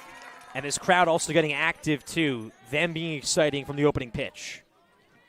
Compton to the plate for the fourth time tonight. That 2-run home run back in the fifth tied this game up at 2 apiece. A one from Crotchfeld. This on a line to right field. Conrad will let it fall in front of him. The throw will go all the way to third base. He's trying to get the lead runner in Hansen. Don't see that often. But Brandon Compton, another multi-hit game. He extends his on-base streak earlier to 10 games. Now Cotuit responds to what Bourne did in the bottom half of the sixth with a bases-loaded chance and the go-ahead run now coming to the plate in Taylor. A low middle slider there from Crotchfeld. Good swing from Compton. Still a good pitch from the lefty in Crotchfeld. And he'll ride these next two hitters out. Taylor and Thatch, we just talked about their struggles against lefties, especially Thatch. .333 hitter against righties with 8 home runs, all 8 of his bombs this summer. A sub-190 average for Thatch against left-handed pitching. But first you got to get through Devin Taylor. Bases loaded, nobody out. And the first pitch way up and in to the Hoosier. Taylor coming off 2 historic seasons to begin his collegiate career at Indiana. A .357 hitter this spring with the Kettleers in 29 games. A .296 hitter. But still looking for that first hit in this postseason. 1-0 from Crotchfeld will miss slow. Cotuit will also take a walk here. Luke Hansen at third base. Grant Jay at second following his hit. And Compton at first following his single. Still nobody out in the top half of the seventh. Crotchfeld comes set, working from the middle of the rubber. Swing and a miss by Devin Taylor. It's that curveball from Crotchfeld. You think on a 2-0 count where he's not commanding the fastball that he's still going to try to stick with it there and get a get-me-over pitch. Taylor thinking fastball, has that guess pitch swinging the whole entire way, and it's that curve. Once again, Crotchfeld with the stare. 2-1, a ground ball to Merrick Houston. He shovels to Koschel for the first out. The relay to first. Not in time. But Bourne will trade that run for an out. It's an RBI fielder's choice for Devin Taylor, making this a 2-run ball game. And you even think Taylor there will trade the out for the run as well. It's just a fielder's choice, so you still have first and third with 1 out. It almost kind of treats it there like a sac fly. It's just a ground ball, and he gets on base, and you still have a base runner on. So it does a job, 2-run game, that tying run on base, and the go-ahead here in Thatch. Tying run is Devin Taylor at first base. Go-ahead run, Tanner Thatch at the plate. In a 5-3 ball game in top 7. First pitch taking his Thatch. It's way up and out. Also Grant Jay at third base for this Cotuit team. Bourne with a 3 spot in bottom 6. Cotuit has come back and put up 1 for the time being in top 7. 15 hits combined between these two teams here in game 2. 1-0 spiked, but a great block by Meggers. His defense has been on and off throughout this summer. A lot of pass balls for the Oregon product, but he comes up clutch, serving as a brick wall right there. And it's a spot here where he has to be very wary behind the plate. It's been good with the blocking. It's just been the delivery sometimes off his glove that he's struggled with. Crotchfeld trying to limit the damage in top 7. 2-0 to the plate. Thatch turns around on it, and it's fouled into the on-deck circle. Two big 2-0 pitches from Crotchfeld to get back in the zone. You saw that curveball. He goes fastball in there on Thatch to work it back at 2-1. A cold, rainy night here at Dorn Park. 2-1, curveball, swing and a miss. Thatch always has that big, powerful swing. It always seems like he's trying to hit the baseball out of the ballpark. He hasn't had a home run since the 17th of July. That came against Orleans nearly 3 weeks ago. Now Crotchfeld readies, working from the stretch, and his 2-2 fastball misses up. So now the situation, full count, still only one away. Double play could end the inning, but also a walk could load the bases and put the go-ahead run on base for the Cats. Crotchfeld needs to dig deep. Find the strike zone here against Thatch. The collapse from the Bourne fans along the third base side. 3-2 curveball does not drop into the top of the zone. Crotchfeld cannot believe it. He's asking for the baseball back, and the Cats, with the bases loaded, the go-ahead run at first base. And that weather once again affecting both pitchers on these curveballs, not getting on top of that pitch. And it just hangs upstairs. A good at-bat there from Tanner Thatch to load these bases. You see another lefty now in Charles Davalon, and it's going to be another lefty to follow in Jaron Advincula. So Crotchville will likely stay in this game to face the lefties. Scott Landers almost made the change. Coach Saltamacchia told him, hold off a second. Let Crotchfeld face Davalon. First pitch curveball is at the top of the zone. And that trust from Landers and Coach Salty right there, they have that mutual respect. And in my eyes, it's a good call to let Crotchfeld stay out here right now. Left-on-left matchup with the bases loaded and one away in top 7. Tying run at second base for the Kettleers. 0-1. There's that ground ball. Houston will have to go to first. He makes the throw, and once again, Cotuit trades the out for a run. It's an RBI for Davalon, making this a one-run ball game. And once again, they will trade an opportunity like that. You put a ball in play, you have the runners in scoring position, Davalon just doing a job, and it's a one-run ball game. A great response here from the Kettleers in top 7. And Jaron Advincula, who is the guy that's been raking against the Braves, he'll hit well against lefties and righties, has a chance right here. I think this is a spot where you almost have to think about intentionally walking Advincula to get to the right-handed hitter in Nathan Hall, and then you could bring in the right-hander in Bradley Cooney. But they will let Advincula hit. First pitch to the batting title winner is upstairs. And now the tying run for the Cats just 90 feet away in Devin Taylor. Go-ahead run at second base for Tanner Thatch. So Advincula, all he needs to do is get another single, and that could make this a 6-5 Kettleer lead. And Hall also has time called here. There's a ball in the outfield in left center. But Hall is also struggling mightily right now. Just that big one hit that he was able to have against the Gateman in the wild card round. The lefty Advincula comes into this 5 for 7. Another multi-hit game for him. So that's a conversation that definitely is being had in the dugout. But they're going to trust Crotchfeld here to try to put down the batting title champ. And maybe if this gets to a 3-0 count, you just let Advincula take first base. But for right now, it's Crotchfeld versus Advincula. Advincula shoots one that's drifting foul. It's going to land onto the roof of the concession stand. Now a count even at 1 ball and 1 strike. Advincula coming in with 21 multi-hit games this summer. He's 1 for 2 tonight with a single. Now it's his 6th hit of the postseason. This being just game 3 of the playoffs. Crotchfeld's 1-1. Curveball. There it is at the top of the zone. Now Crotchfeld 1 strike away from keeping Bourne in the front. And he loves that fastball here with 2 strikes, elevated in the zone. He might try to challenge it on a 50-50, close to a ball type pitch here. Go ahead and tying runs on base for the Kettleers. 1-2 pitch from Crotchfeld. There it is! Crotchfeld stares down the Kettleer dugout and heads back to his zone, keeping Bourne out in front 5-4. It's time to stretch here from Dorn Park. The Bourne Bats trying to get going once again when we come back on the Bourne Braves Baseball Network. Next side, Pioneers Harbor Crew, 764. Keystone Place at Buzzards Bay, Bourne's premier senior living community, conventionally located adjacent to the Cape Cod Canal. Visit us at KeystonePlace at buzzardsbay.com. 5842. A 3-year subscription to Cape Cod Life. 764297. Upside Down Escape Games. 764412. Gift card for Lobster Trap. 765200. Old Country Store gift card.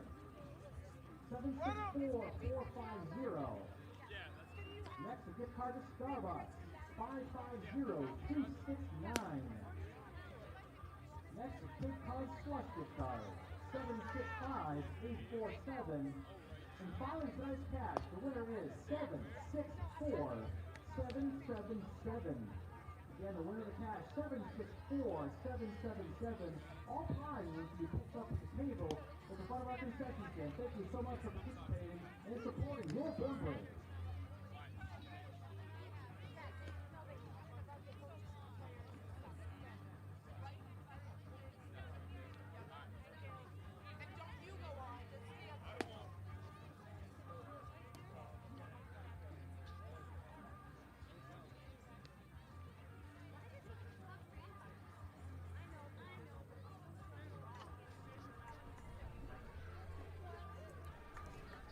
What a game this has turned out to be from Dorn Park. Game 2 of the West Division Final. Bourne in a must-win situation. They lost Game 1 yesterday, took it to it 3-2 on the road. Now back at home in the lead 5-4.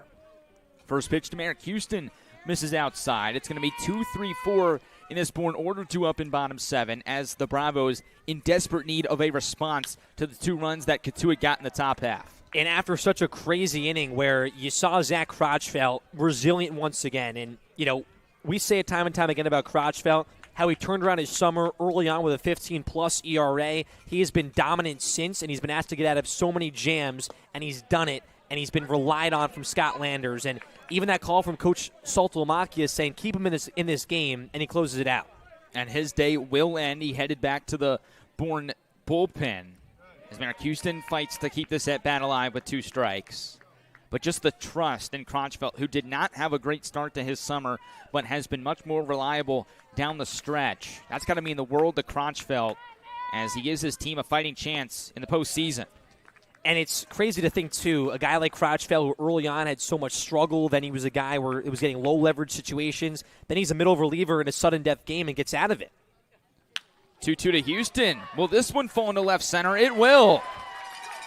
The 3rd hit of the game for the Demon Deacon. And once again, Bourne has a leadoff base runner. And Merrick Houston, another guy who ended the regular season on a cold streak, but now he's just dominating in this series right now. He has that 3-hit game right here. He had 2 yesterday. He had the RBI early to break it open for the Braves, stepping up. And he's been the guy that Bourne is going to need here in the playoffs with how good this offense has been. Houston's that one guy where you almost think the order relies around the Demon Deacon. Now Holcomb with a runner on and nobody out. Of course, a pickoff move over to first base. Holcomb's over 2 with a walk tonight, looking to break through. Has not had a hit yet in this series. He had one against Hyannis with an infield single on Tuesday. He skies the first pitch of the at-bat to center field. That's Davalon, and he makes the catch for the first out. And Holcomb just under that pitch right there. He's taking some good swings here tonight. His one prior was a shot to left field that was almost a 2-run home run to give the Braves a 4-2 lead. But now for Bourne here, you have to respond with Chase Meggers in a 5-4 game the way Cotuit's playing. You want to see that response, and also the question, too, how aggressive is Scott Landers with Houston off first base? It was Houston that got thrown out earlier in this ball game when Meggers was hitting. Same situation here. Houston at first, Meggers at the plate. First pitch with one away, a called strike with the fastball. Meggers still looking for that first base knock here tonight and in this series. 0-for-2 with a walk and a strikeout tonight. He did score on that Gillespie 2-run single in the last frame. And back to that steal from Houston as well. It's been 2 confusing steals tonight for the Braves from Houston and Stanfield, not going the full way. They're not exactly called delayed steals. They've been bad jumps, and it hasn't worked out in their favor. Bryson Parrish on the mound for Cotuit. He gets Meggers to wave and miss at what would have been ball 1. Instead, it's 0-2 with 1 away. And Parrish trying to emphasize the bottom of the zone, looking to get a inning-ending ground ball double play. Houston remains the runner at first. And the 0-2 pitch, he goes right back to that changeup. Meggers, same result. He chases what would have been a ball, goes down on strikes for the second time tonight. Now it's up to David Lewis. And Parrish is having trouble locating his zone. Just Meggers there helping him out. Those are 3 consecutive balls if you hold off. And Chase just finding a way to kind of reach out of the zone on those low and outside pitches. Went to the fastball, bit inside as well with the curve. There's Merrick Houston. Was the 3rd out of the 5th inning for Bourne. Thrown out at second base by Grant Jay, the backstop for the Cats. But David Lewis at the plate. He's been amazing for this Bourne order in the last week. 3 multi-hit games. He's 1 for 1 tonight, but has reached base in all 3 of his plate appearances with 2 walks. And he's just been able to find a home in this Braves order when he's been asked to have that chance. Just his 5th game overall for the Braves and getting an opportunity here in postseason play for the first time. 1-1 with 2 away. It's the slider way up and out. And you see behind Lewis, that's Cam Nelson, who remained in this game after the pinch hitter tried to bunt rather, in that bottom half of the 6th inning. Drew the walk, eventually scored on the sac fly. We thought maybe it would be Becerra or Jackson to come into this game for Nelson, but Coach Landers is giving Nelson the chance here in the outfield and going to give him another at-bat. And fair to have the chance, but you have the reliable guys like Becerra, your team leader in home runs, who's been here. That's also a question. 2-2 with 2 away. High chopper up the middle. Hansen charging. It's under his glove and into shallow center. Houston will stop at third, and Vincula rushes to get the ball back into the infield. What a bounce for Bourne. Lewis straight under the glove of Hansen. Now all of a sudden, that insurance that we're talking about just 90 feet away. Hansen there on that charge almost kind of crossed his legs and kind of got tangled up. It was right at him for a second, and Hansen moved to his left side, and that left leg kind of went over his right and under his glove. And here is Tristan Becerra right on cue as Cam Nelson comes out of that game, and that's the right call. For Tristan right now, he's been your guy in left field in his first 18 games, and he's a guy in this order that has been your home run leader with 4 bobs. Not necessarily looking for the big swing right here, just trying to get a ball into the outfield and bring home that 6th run for the Bravos. It's Merrick Houston at third, David Lewis at first base, following that ground ball that goes under the glove of Luke Hansen. It goes down as an E6, so anything that crosses the plate for Bourne here in bottom 7 will go down as an unearned run. Grant Jay with the runners on the corners giving the signs to his infielders. Maybe we see Lewis go off. A hit and run could be in place for Bourne in the bottom of the 7th. No runners go here in the first pitch. The changeup below the knees of Becerra. Becerra got the day off. Had appeared in the previous 2 postseason games for Bourne. Comes in 2 for 8 in the postseason with a double, a walk, and a strikeout. 1-0. Becerra taking. He's going to be patient in his first at-bat of the night. It's 1-1. And Parrish has had trouble locating the zone. When he does, it's a lot of borderline strikes right now. So good job from Becerra. Take till you see a strike. You're just getting your first swings here tonight. You want to see a few pitches and be selective here as well. 1-1.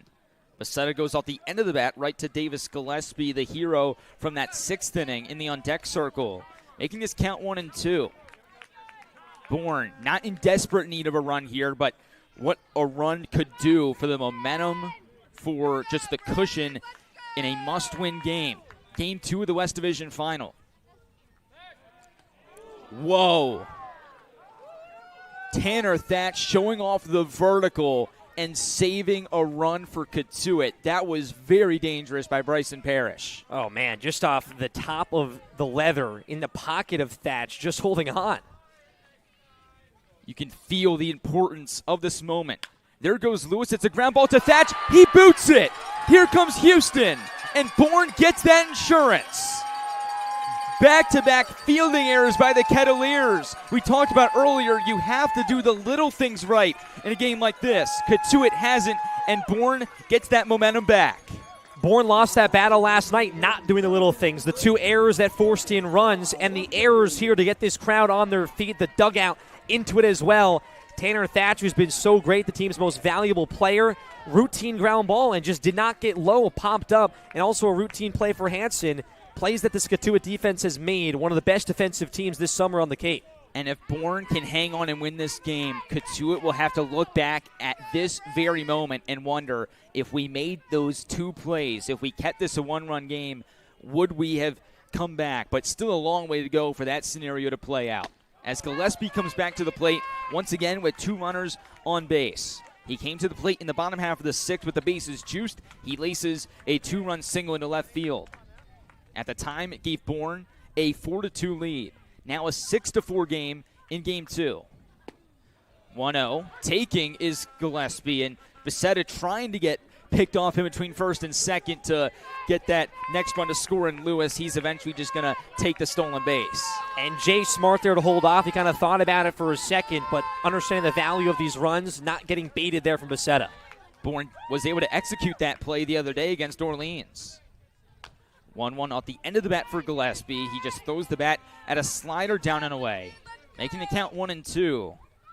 And once again, a crucial spot, more so for the Kettleers. The largest lead that Bourne has had today was that 5-2 lead going into the top half of the 7th inning. A base hit for Gillespie would make this an 8-4 Bourne lead. 1-2 pitch with 2 away. It's the slider missing at the letters. And a 3-run lead is the largest lead any team's had in this series so far in game number 2. And Bourne looking to take that back here at the very least. 2-2. Call it strike 3. Gillespie goes down on strikes, stranding 2 runners in scoring position. But the objective was reached for Bourne in that 7th frame. Get an insurance run and respond to what Cotuit was able to do. They got some help, but they were able to do it. It's 6-4 Bravos as we hit the top 8 in Game 2 of the West Division Final.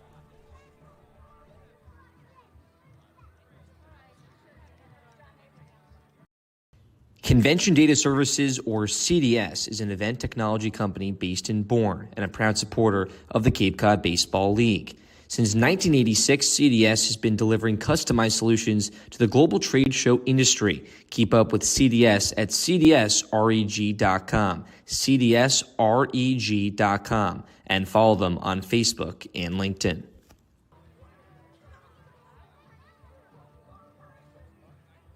Texas fans now pitching for the Braves from Florida State University, number 16, John Abraham.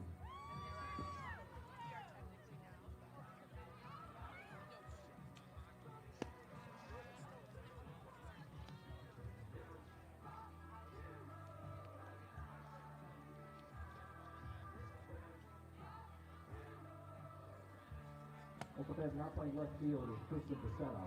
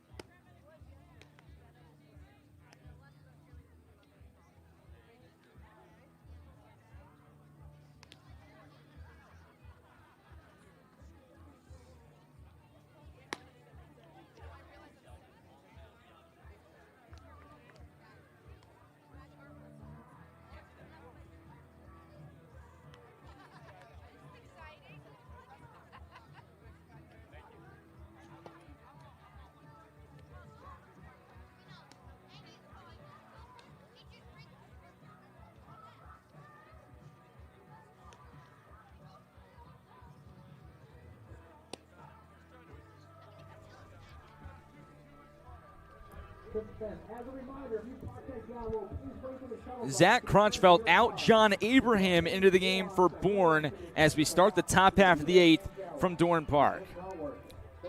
And for Johnny Abraham, man, he's had a really good summer here. His 7th appearance, 14 strikeouts to 1 walk. That's the thing to look at for John Abraham. He's had one of the 2 saves for the Braves this summer, and he's the guy in leverage situations that Bourne has asked for. Obviously, the limited appearances for Abraham, but commands his own well, has the stuff, and also pitched in high leverage spots for Florida State this past spring. And for Abraham, he gets the benefit of facing 6, 7, 8 in the Cotuit order here in the top half of the 8th inning. It'll be Hall, followed by Becerra, and then Luke Hansen due up for the Kettleers. The Kets were in a prime position to get out of that bottom half of the 7th inning unscathed, but then back-to-back errors by Luke Hansen and Tanner Thatch gave Bourne a run. Now on the first pitch of the inning, nearly a collision between the Bat Boy and Meggers. There's got to be some kind of interference call right there. They're initially not going to call anything. Meggers, that ball dropped just past his glove. It's going to be a foul ball, but now Scott Landers is coming out of the dugout saying, what's going on with that? Yeah, it's really tough for the Bat Boy in a situation like that. Probably 6 to 8 years old. You don't want to really have, any part in that at all, but he really kind of ran into to Chase Meggers there. He had to take a rounded route to that baseball and then move back to his right. That's just an unlucky situation. Unlucky, but it gives Nathan Hall another chance. And, of course, you never assume Meggers is going to make that catch, but he was right there on the cusp of making that play and probably wouldn't have had to go to a knee if he wasn't for that near collision with the Bat Boy. And I personally feel bad for the Bat Boy. He's trying to get out of the way. It was just an unlucky situation. So it is a foul ball to begin this 8th inning. Abraham against Nathan Hall, the right fielder for the Kettleers. 0-1. That's a line drive into left field. It's Tristan Macetta now in left field for Bourne, their 3rd left fielder of the day for the Bravos. And now you go back and think about, man, if Meggers catches that baseball, Cotuit doesn't have the tying run coming to the plate right now. But now you have to reset. And what helps out Abraham, too, is the whole bottom of this order, it's all righties. What Mike Roberts does, he front loads the lineup all lefties, and then this bottom half is all righties for the righty in Abraham. And Hall just gets a fastball there on an 0-1 count that he liked, middle in, and drives it. 5 lefties at the top, 4 righties at the bottom for Cotuit. A lineup that's been pretty steady all summer long. Here's Timo Becerra out of Stanford, the rising senior. First pitch tapper, rolled over and foul. Braden Holcomb has been pretty quiet over there at the hot corner today, just as he was yesterday in Game 1. But his defense over there at third base has been a sight to see for Bourne this summer. He's made some fantastic plays, and a lot of them have been on the run coming in. Back foot, front foot throw, off balance, whatever it is for Holcomb. He's made some great plays. He played shortstop in high school, even at the 6'5" frame, so he understands that athleticism, has that, and brings it to the table at the hot corner. John Abraham making his 7th appearance of the summer for the Bravos, his first of the postseason. A long wait in between pitches, and his 0-1 slider misses down and away. It's a 4-pitch mix for Johnny A. A fastball, a curveball, a changeup, and a slider. Will favor that curveball and changeup in situations where he needs a strikeout pitch. Leadoff man on base for Cotuit right there in Nathan Hall. Becerra at the plate with nobody out. 1-1 into the bucket for strike 2. Becerra 0 for 6 coming into this ball game in the postseason. 1 for 3, that one hit an infield single to Merrick Houston. Becerra scored on that 2-run home run by Brandon Compton back in the 5th inning. Man, this game has changed a whole lot since then. And now Abraham steps off. But a 2-run lead for Bourne.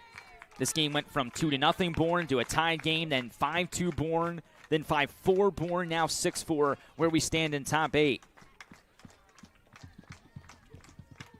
1-2 with nobody out. Another tapper over to the Bourne dugout.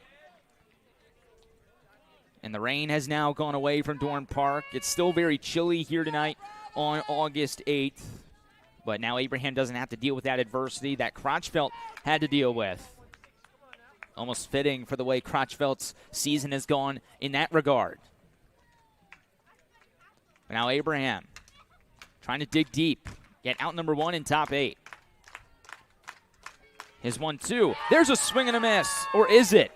No, it's a drop third strike. Or rather, a foul tip that Meggers couldn't squeeze. So the count remains 1-2.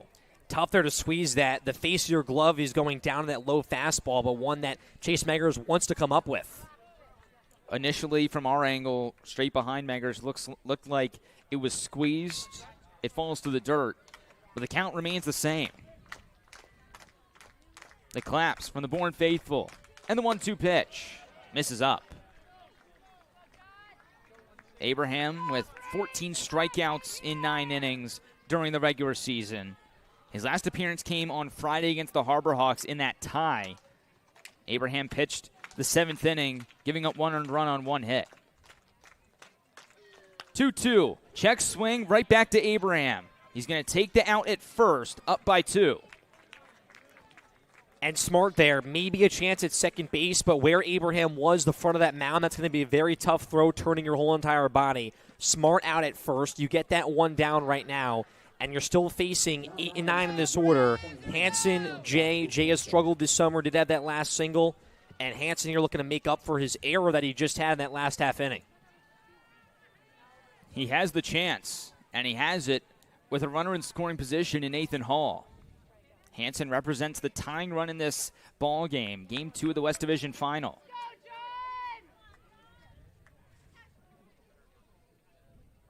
Abraham, a couple of leg rocks, checks back with Hall at second base.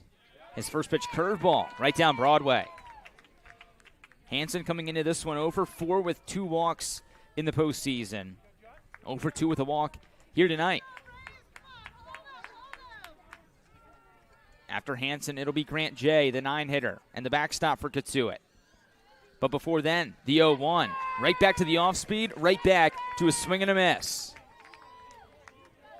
And now Abraham. Does he stick with the off-speed? Does he challenge Hanson with a high fastball? A lot to think about with an 0-2 count. And I think if you're Luke Hanson here, it's been that fastball that he challenged the last hit or 2 on a 1-2. But a lot on the repertoire, and house money is what Abraham's playing with.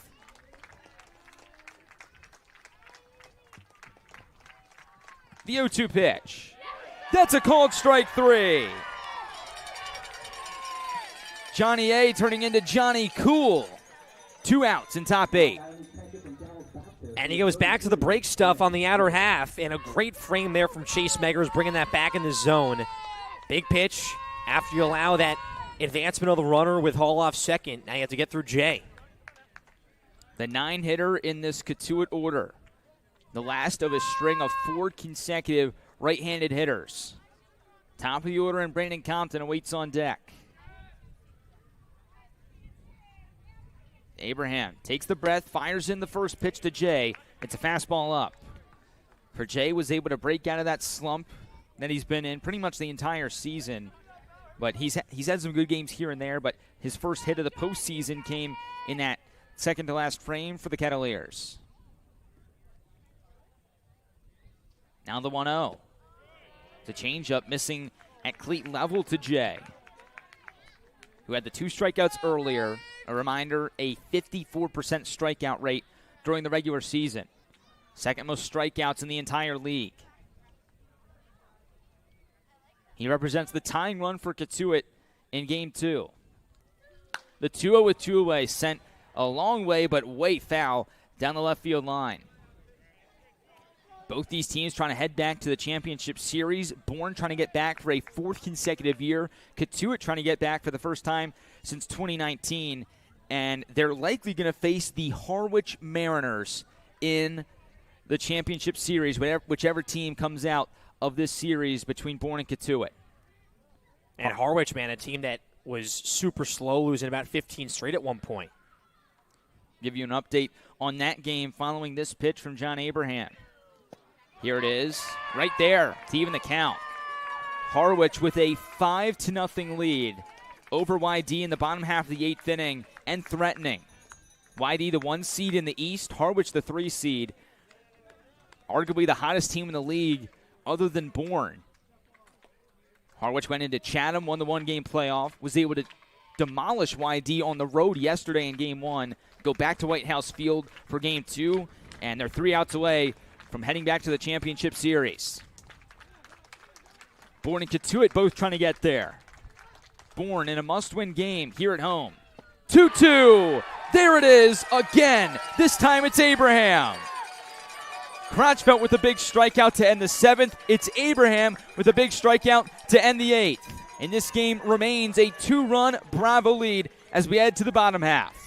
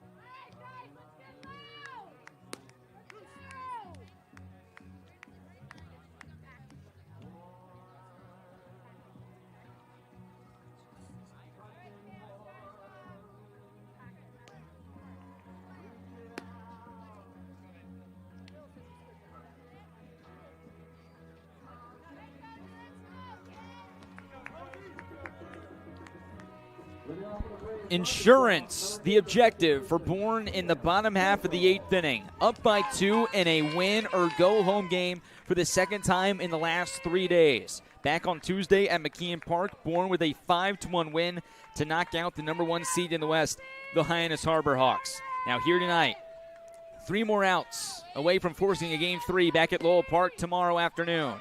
But right now for Bourne, a chance to add to this 2-run advantage. And adding is crucial here. 2 runs not enough, especially with how Cotuit has been threatening with leadoff base runners these last few innings. And the Kettleers have the top third of their order coming to bat in top 9 with Compton, Taylor, and Thatch. And if Abraham stays in, what those 3 guys do against righties. Not a lot of left-handed options for Bourne right now. And nobody currently active in the bullpen.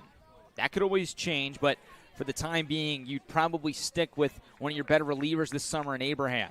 And I think that's the quality decision, too. You save some pitching, but also you don't want to just throw a lefty out there that's not better than Abraham. Kojal working this at-bat, trying to reach base for the first time tonight. He's 0 for 2. Up and down season for Kojal. He had that sac bunt in his last at-bat. A big sacrifice at that. Bourne was able to use that to plate another run on the sac fly by Stanfield, who awaits on deck. 1-2, Kojal, a high drive to right center. Bat goes tall, he's at the track, and he's got it. Man, this ballpark holds nearly everything in, especially on a night like this. Wind blowing in, it's rainy, it's cold out, not a time for extra base hits as Kojal robbed once again. Has had some good swings here these last 2 games. Barely missed one last night at Cotuit. But back to that left-handed pitcher situation, the main guy you think of is, if anything, Tristan Levesque would be one of the Braves' best lefties out of the pen if they go there next inning. Stanfield gets hit on the ribs. Not a great place you want to get hit, especially on the first pitch of an at-bat, but it is the off-speed. Stanfield doesn't seem too shaken up. He'll head down to first base. as we flip to the top of the order, and Ethan Conrad. Yeah, it looked like a rib to hip area there for Stanfield as a base runner any way you can right now. And Bourne's done a really good job tonight, working off of last night where they struggled getting base runners, moving them over. They've had a lot of success here from innings 3 and on. Conrad in the midst of this long hitting streak. It's on the way up to 16 games. This is his third multi-hit game in that 16-game stretch. His first of the postseason. Looking for hit number 3. But before, another throw over to first base. No tag by Thatch on Stanfield. Conrad comes into this plate appearance 2 for 4 on the night. Single to lead off the ball game for the third straight game in the postseason. First pitch in his 5th plate appearance is outside. Cotuit down by 2. If they're able to somehow win this ball game, they advance to the Cape League Championship Series for the first time since 2019. Bourne looking to get back for a 4th consecutive year post-pandemic. And for the Braves, too, a chance tomorrow to be able to have that Game 3 situation. Bourne last summer lost Game 1 of the West Finals against Hyannis, came back at home in Game 2. They were victorious, won Game 3 on the road. A lot of similarities between last year's run and this year's so far. Other way for Conrad, that's foul. The count evens at a ball and a strike. That was just the second pitch of the at-bat with all the throwovers to first base. But last year, Cam, the pitching depth was not the same that it is this year for this Bourne team. Last year, Nolan Sparks starts that Game 2 for Bourne against Hyannis here at Dorn Park. And he had just got added to the roster. Now for Bourne here in 2024, Tyler Fay, one of your best pitchers all year, gets the ball in Game 2. And that's been a big thing about this Brave squad this summer, and Scott Landers bringing in guys that really were not going to leave. He watched the innings limit, and he brought in the right staff. 1-2 pitch to Conrad. It's a slider, again fouled away. But the funny thing with Sparks is that he then comes back for his 3rd year in Bourne to begin this summer, has a couple of good appearances, then gets drafted in the middle rounds by the Cardinals. From D3 to the big leagues for Nolan Sparks. A part of 10 Bravos on this year's roster to get selected. As Conrad fouls off another 1-2 pitch. And those pitchers as well. Tristan Levesque was newly added last summer. He pitched in Game 3 of the finals. Anthony DeFabia started with the team, ended with the team coming back on a permanent contract. He threw 4 1/3 perfect innings in the championship round. Sparks, as well as we just talked about, pitchers that were coming in, newly added. And this staff is different. These guys, a lot of them have been here all summer. Tyler Fay, that was his team lead 10th appearance here tonight. Yet another throw over to first base. That was the 3rd of the at-bat. And now we're in a stretch of 4 straight foul balls by Ethan Conrad after the first pitch ball. A combined 10 runs, 17 hits in this ball game. There goes Stanfield on the 1-2. It's a ball. The throw to second. Stanfield's in there. The stolen bases have come at a minimum for Bourne so far in the postseason. And in the bottom half of the 8th inning, it's Stanfield swiping second. Great job from Stanfield, but give credit to Grant J. What a throw, especially on a low off-speed pitch. Skips it in there. Quick tag from Hansen, just not in time. Now that crucial insurance run for the Bravos stands at second base with Conrad in a 2-2 count. He finds the gap. Stanfield gets the wave around third from Coach Landers. He's going to score without a throw. Conrad all the way into second with an RBI double, and Bourne leads 7-4. Insurance that is needed badly there for the Braves. Now you get 3 runs heading into the 9th inning. Conrad comes up big once again. The Braves dugout loves it, and Stanfield starts another rally on the base paths to convert for the Braves. A 3-hit game for Ethan Conrad. It's the 2nd time he finds Luke Hansen caught in between. Earlier, it was a hit and run with Stanfield on the bases. Hansen covered second base. Conrad hits it right where he was positioned. Now here, Hansen holding on Stanfield with the left-handed hitter. And what do you know, Conrad goes the other way. And just smokes it the other way. And just perfectly in the gap to also extend that base hit to second base. A one to Merrick. Houston misses down and out. And now for Bourne, they get that much-needed insurance. This was a 5-4 game going into the bottom half of the 7th. They get the run on the error by Tanner Thatch in that 7th inning. Now Conrad with an RBI double in bottom 8 to make it 7-4. Merrick Houston and Braden Holcomb trying to add to this lead and ensure Bourne makes a drive to Cotuit tomorrow afternoon.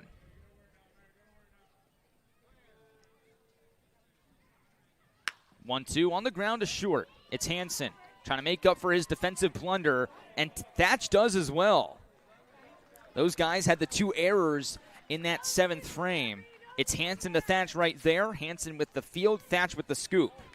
And the conditions, a lot of dirt on that baseball playing a factor. Hansen spiking that throw, but especially for Thatch there, had a ball go through the wickets that allowed the Braves to score some extra insurance. Big scoop right there, stopping Conrad at third base, and Holcomb has the 2-out RBI chance. Holcomb still in search of his first hit of this series against the Kettleers. Was 0 for 2 with 2 walks yesterday. 0 for 3 with the walk here in Game 2. He won't get it right here as the first pitch slider misses outside. And the Braves have done so much better with 2-out RBIs. These last 10 games, they come in with 27 in that category. 1-0 fastball is a called strike on the outside corner. So many 2-out RBIs throughout the last week and a half for Bourne. They've had a lot of chances with 2 outs here tonight. There's another called strike on the outside corner.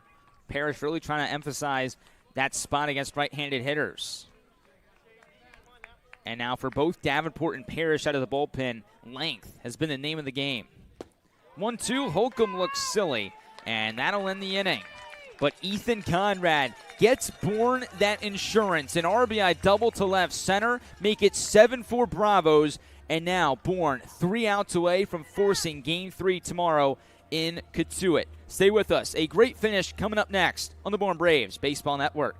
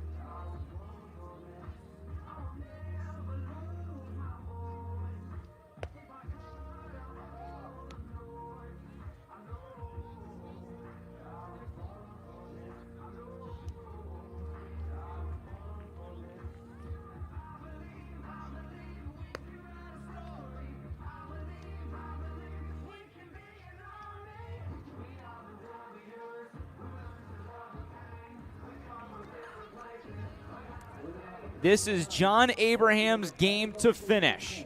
Looking for the final 6 outs. He's already gotten 3 of them.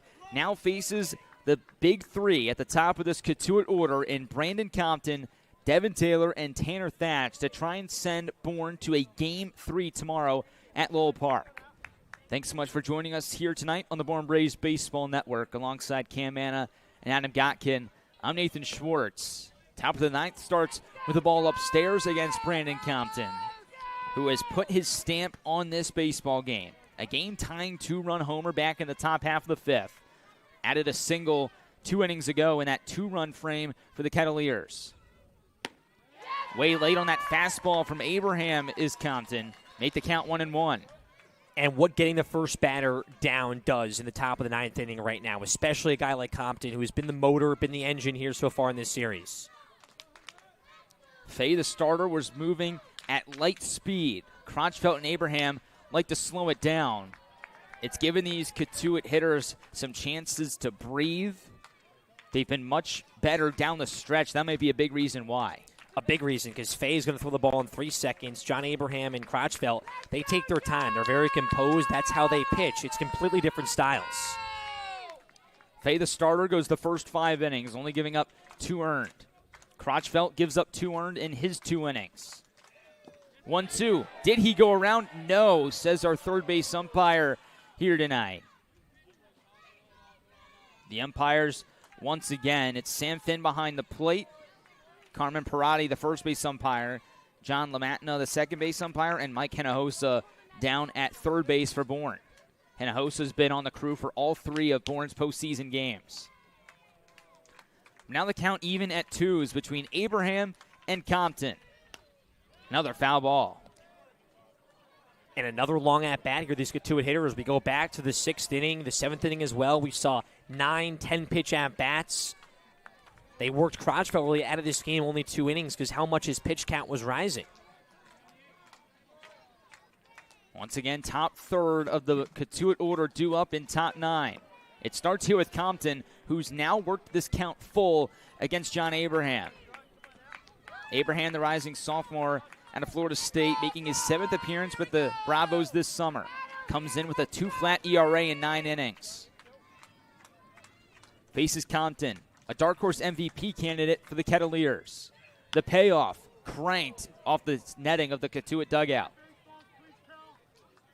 Compton's been insane for the Kettleers so far this postseason. 5 for 10 with a home run, a double, a couple of walks as well. And has been fantastic against Bourne this summer. Now 10 hits for Compton against the Bravos here in 2024. The 3-2 rolled over but foul. David Lewis will get it in foul territory. And the first time Abraham there throws back-to-back strikes, we saw Compton, he saw a ball in that check swing, fouled off the pitch, the ball again to work at 3-2, and then those 2 foul balls just there. Tough here in the 3-2. You have to challenge. Abraham now going with that fastball, but he's really trying to work in and low right now to Compton. You don't want Compton to beat you with the big fly. That's what he did earlier against Fay on a pitch that was down and in. 3-2. What an at-bat worked here by Brandon Compton. That's the 9th pitch, so we'll have the 10th pitch of the at-bat coming up. And for Compton, we could talk about his summer all night long. 2nd on the Cape in RBIs during the regular season with 30. He's added a bunch more here in the playoffs. 3rd in hits, 5th in average throughout the Cape. Top 10 in homers, walks, OPS as well. The 10th pitch of the at-bat from Abraham is all the way to the backstop. It's a leadoff walk for Brandon Compton, making things a little more interesting in top 9. And he'd almost rather take the walk than, a big home run once again, because Cotuit right now trailing by those 3 runs. They need base runners. They need to elongate this inning and allow for things to be consistent. Consistent hits and back and forth on the base runner side. And Compton getting on here is just the first start. But this is the part of the order where you want to do it. You have 5 straight lefties starting with Compton against the righty in Abraham. Now here comes Taylor. 0 for 3 with a walk tonight. 0 for 11 in the postseason for the Kettleers, hitting in that 2 spot. First pitch from Abraham. It's the fastball. It misses up. Mentioned this earlier, but Taylor has yet to impose his will, if you would, against Bourne this summer. Came in 3 for 19 against the Bravos, now 3 for 22. That's not the everyday Devin Taylor for this Cotuit squad. Compton with the leadoff walk. He's at first base. 1-0. Taylor does go around on the off speed. It's 1-1. Taylor in this spring with Indiana, the first Hoosier with a 20 home run season since Alex Dickerson in 2010. So the only 20-plus home run season for a Hoosier in the BB Core era. He hit 5 home runs with the Kettleers during the regular season. 1-1, waves and misses on the curveball. Great pitch there from Abraham. He's gone curve, and then he's shown it to go back-to-back times. He's relying a lot on the off-speed here in the ninth. He loves that curveball and loves that changeup. Part of his 4-pitch mix, which also features the 4-seam fastball and a slider. Abraham against Taylor. Who's going to win the battle? The 1-2 off the plate. Pure cinema right here in the top half of the ninth inning. Abraham, a power arm for Bourne, hailing from the ACC in Florida State, facing now the Big 12 hitter in Brandon Compton, the Big 10 hitter in Devin Taylor, and one of the best hitters in the entire league this summer in Tanner Thatch. 2-2, and it's Abraham that's going to win the battle. A long at bat, eventually it's the Seminole beating the Hoosier. And it's John Abraham there, comes up big, but just the first battle you have to get through in Taylor. This is a gauntlet here coming up. Now, as you just mentioned, Thatch, his summer has been so dominant, the team's most valuable player for a reason. And Cotuit still here with a strong chance that on that tying run on deck, Thatch just needing to get on base.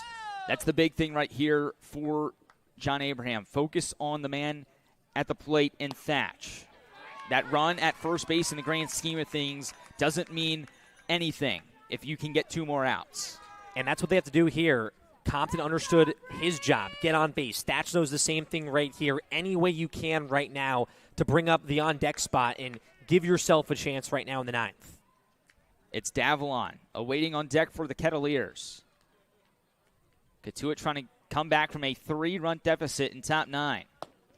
Swing and a miss on the 0-1 from Tanner Thatch. Abraham 1 strike away from his second out of the ninth inning. Again, a hitter in Thatch that has not been successful against Bourne in 2024. 3 for 24. That's right after Taylor's 3 for 22. Now 3 for 23. The 0-2 with 1 away. On a line, Houston leaps and he's got it. Oh, what a play by the Demon Deacon for out number 2.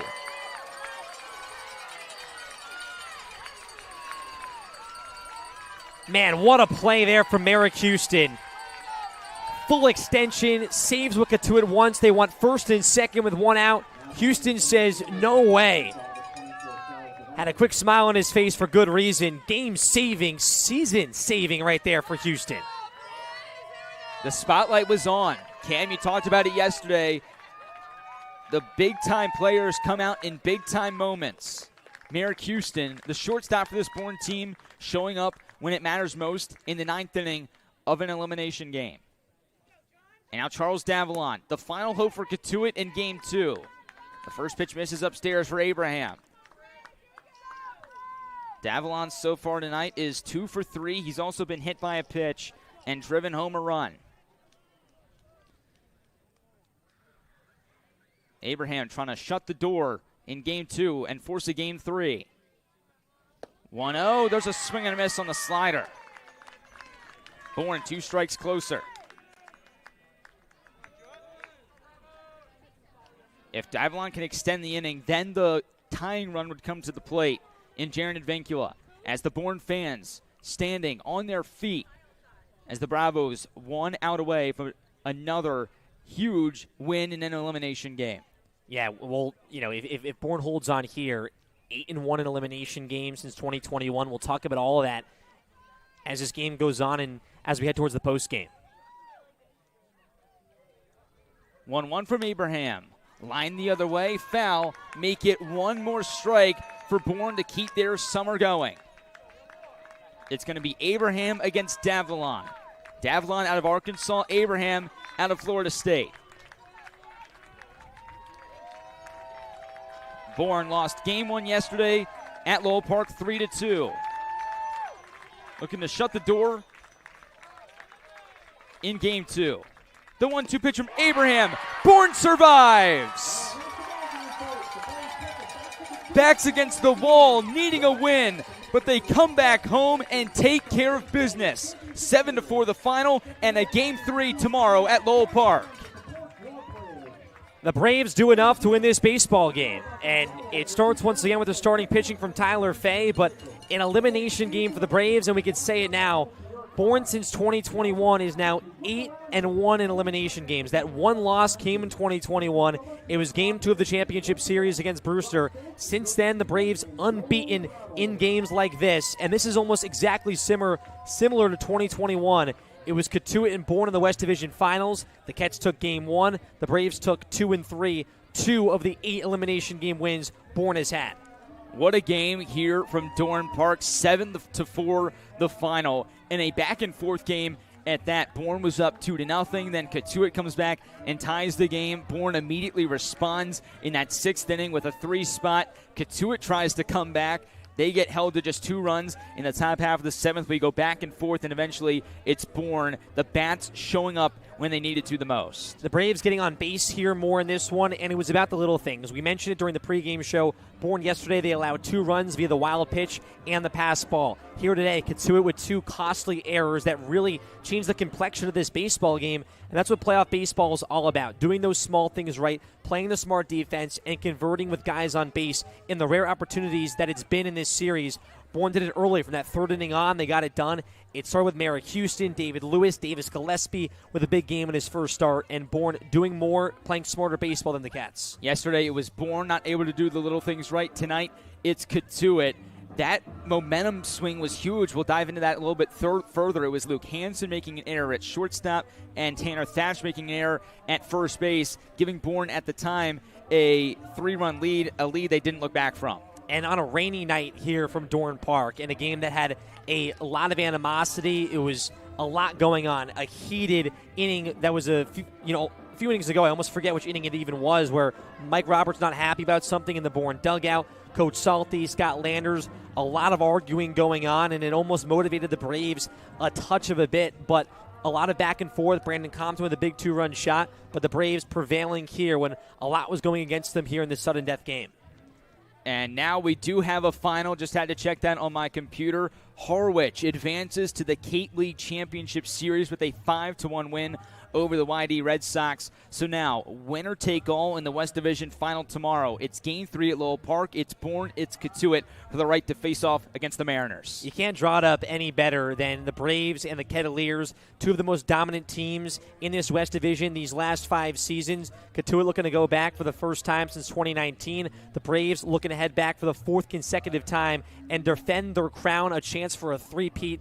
It's going to be a good one tomorrow from Lowell Park, and you just hope that this rain all holds off so the Braves and the Kettleers can face off at 4 p.m. Cinema tomorrow, 4 p.m., Lowell Park. Game 3 of the West Division final between Bourne and Cotuit. It will be a great one.